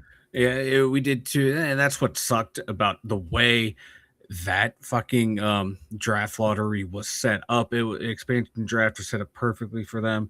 It kind of screwed over the Penguins and a bunch of teams having to give away good players. Because we could have kept both Fleury and Murray for a few years at that point, because if the cap worked, we got fucked. Let's go here to I do want to say what's up to Craig. Craig says no Scotland, no party. Welcome to the show. Welcome the Tartan Army showing up. What is that? I think that's what they call the supporters of the Scotland soccer team call themselves the Tartan Army. Okay, but this is no Scotland? I don't understand what the message means. I think you're saying if Scotland's not there, there's no party. Gotcha. I think Vanilla Thunder and I were trying to learn soccer, football. We're following along with the World Cup. We're trying our best, Craig. If that's what you're trying to say, I'm trying to learn, brother. Vegas says yes. They announced they are not signing Tort. Well, Tort's an asshole. Yeah. That dude's a fucking wiener, right? Yeah. That dude, it's so funny. That dude's an asshole, but for some odd reason, Sidney Crosby likes that guy. And Crosby's like the nicest guy in the world. Yeah. It's weird. Opposites attract. Well, the guy's he's a weirdo, dude. I mean, remember when he was in Columbus? Wherever the hell he is. He was a pain in the ass. Steel Loyal says, how about Brandon Boosie? What a story that is. Steel says, Craig says it just means that without Scotland, a party ain't real. Gotcha. Hey, where's Tater? You scared away our Northern Irishman. You might have to stay here, Craig. And then also Cody says, fix your camera, fella. I think working on it, Cody. You know referring to you. Let's go here to Vegas. Fans of Rod Stewart are mad that he showed up at the concert at the soccer game after canceling his. I seen something about that. Canceled his concert, went to the soccer game. Guys, we'll be back tomorrow at our regular time to get into it all over again. Like his rookie school will be wrapping up tomorrow. We'll be talking about that and so much more. A few things before we do go, Mike. All these sports, it makes me want to have a drink when it's all said and done. Guys, do swing by and get yourself some Duquesne Pilsner. Now available in 6 and 12 packs at the Giant Eagle. Also, Mike, wherever cases are sold, the people at Duquesne Pilsner are really awesome people. They truly are. They are always helping us out with different things, and we just encourage people to maybe show them some love as well. Maybe you're not a drinker. That's fine. Go over on the internet and check out their social media pages, hit the follows, likes, all that kind of fun stuff. It will all help them out, guys. I know they will certainly appreciate it. Mike, we always have Duquesne Pilsner on tap here in the studio for anything that comes along, made right here in Pittsburgh, Pennsylvania. It says it on the can. Grab a Duke. Grab a Duke. While you're online looking around for them, do just stop by and check us out as well. We are all over the place. We're at Facebook, X, formerly known as Twitter, Instagram, Threads, even TikTok. Swing by and hit the follow button. Keep up with what's going on with the two Dum Yinzers on a day-to-day basis. And if you haven't had a chance yet, do hit the like button down below. Hit the like button, hit the sub, the share, the comment, any of it. It all helps us out, guys. We appreciate it all. We'll be back tomorrow again to get into it all over again, Mike. All the Steelers scoop that we can dig up between now and then. And we'll see how bad the Pirates take a beating tonight. I'm calling it now. I'm saying that they're free falling. I don't like it, but you know what? I think that it's kind of clear as day what's going on with our Pirates. We've seen it many, many times. They're free falling, taking the losing the series to the Marlins after getting swept against the Braves, and the Dodgers beat us up. Now the A's. Again, I think the writing's on the wall. So I'll pay attention to what's going on. We'll talk about that a little bit tomorrow, and so much more, of course. What am I forgetting, Mike? Anything? I think we covered it all, brother. I think we did. We hit a lot today. All right, I do want to say thank you to everybody for coming and hanging out and checking us out. We certainly appreciate each and every one of you. We truly, honestly do. We wouldn't do it without you guys. Thank you so much. I want to say thank you to everybody on the board. You guys are awesome. You guys and gals, of course, are awesome. You guys always keep things interesting on this show, as you are the lifeblood, guys. We couldn't appreciate you any more than we do. Thank you. And also for anybody that's at home watching, maybe listening on TV, guys, even in the car, maybe you're at work, maybe you're at the gym, wherever you may be, thank you too. We will be back tomorrow to get into it all over again. Tyrone says, bye, guys. Be safe. You too, my friend. Always great seeing you. Hope things are going good with you. Vegas as well. Mike, I'm going to swing around to you one last time. If you have nothing, we're going to probably just go ahead and bounce and do it all over again tomorrow. Mike, anything before we take off? Speak now, forever hold your peace. I got nothing, man. Great show, everyone. Hopefully you're back tomorrow. And Craigie, we like to party over here, so you bring the Scots and let's fucking party, brother. And you know what? You see, listen, I don't want to say anything about Tater, but I'm just saying, Craig hasn't made any comments about the Browns or anything dumb yet. So he kind of, I don't know, Mike. I think that he kind of has an edge. But listen, I'm willing to be fair with Tater at the end of the day. Oh, excuse me. I am too. But if I will gladly trade an Irishman for a Scotsman.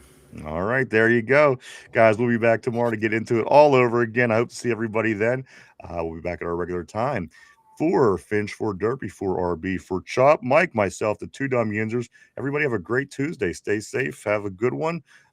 Peace and love, peace and love, peace and love. We'll see you tomorrow. Bye-bye.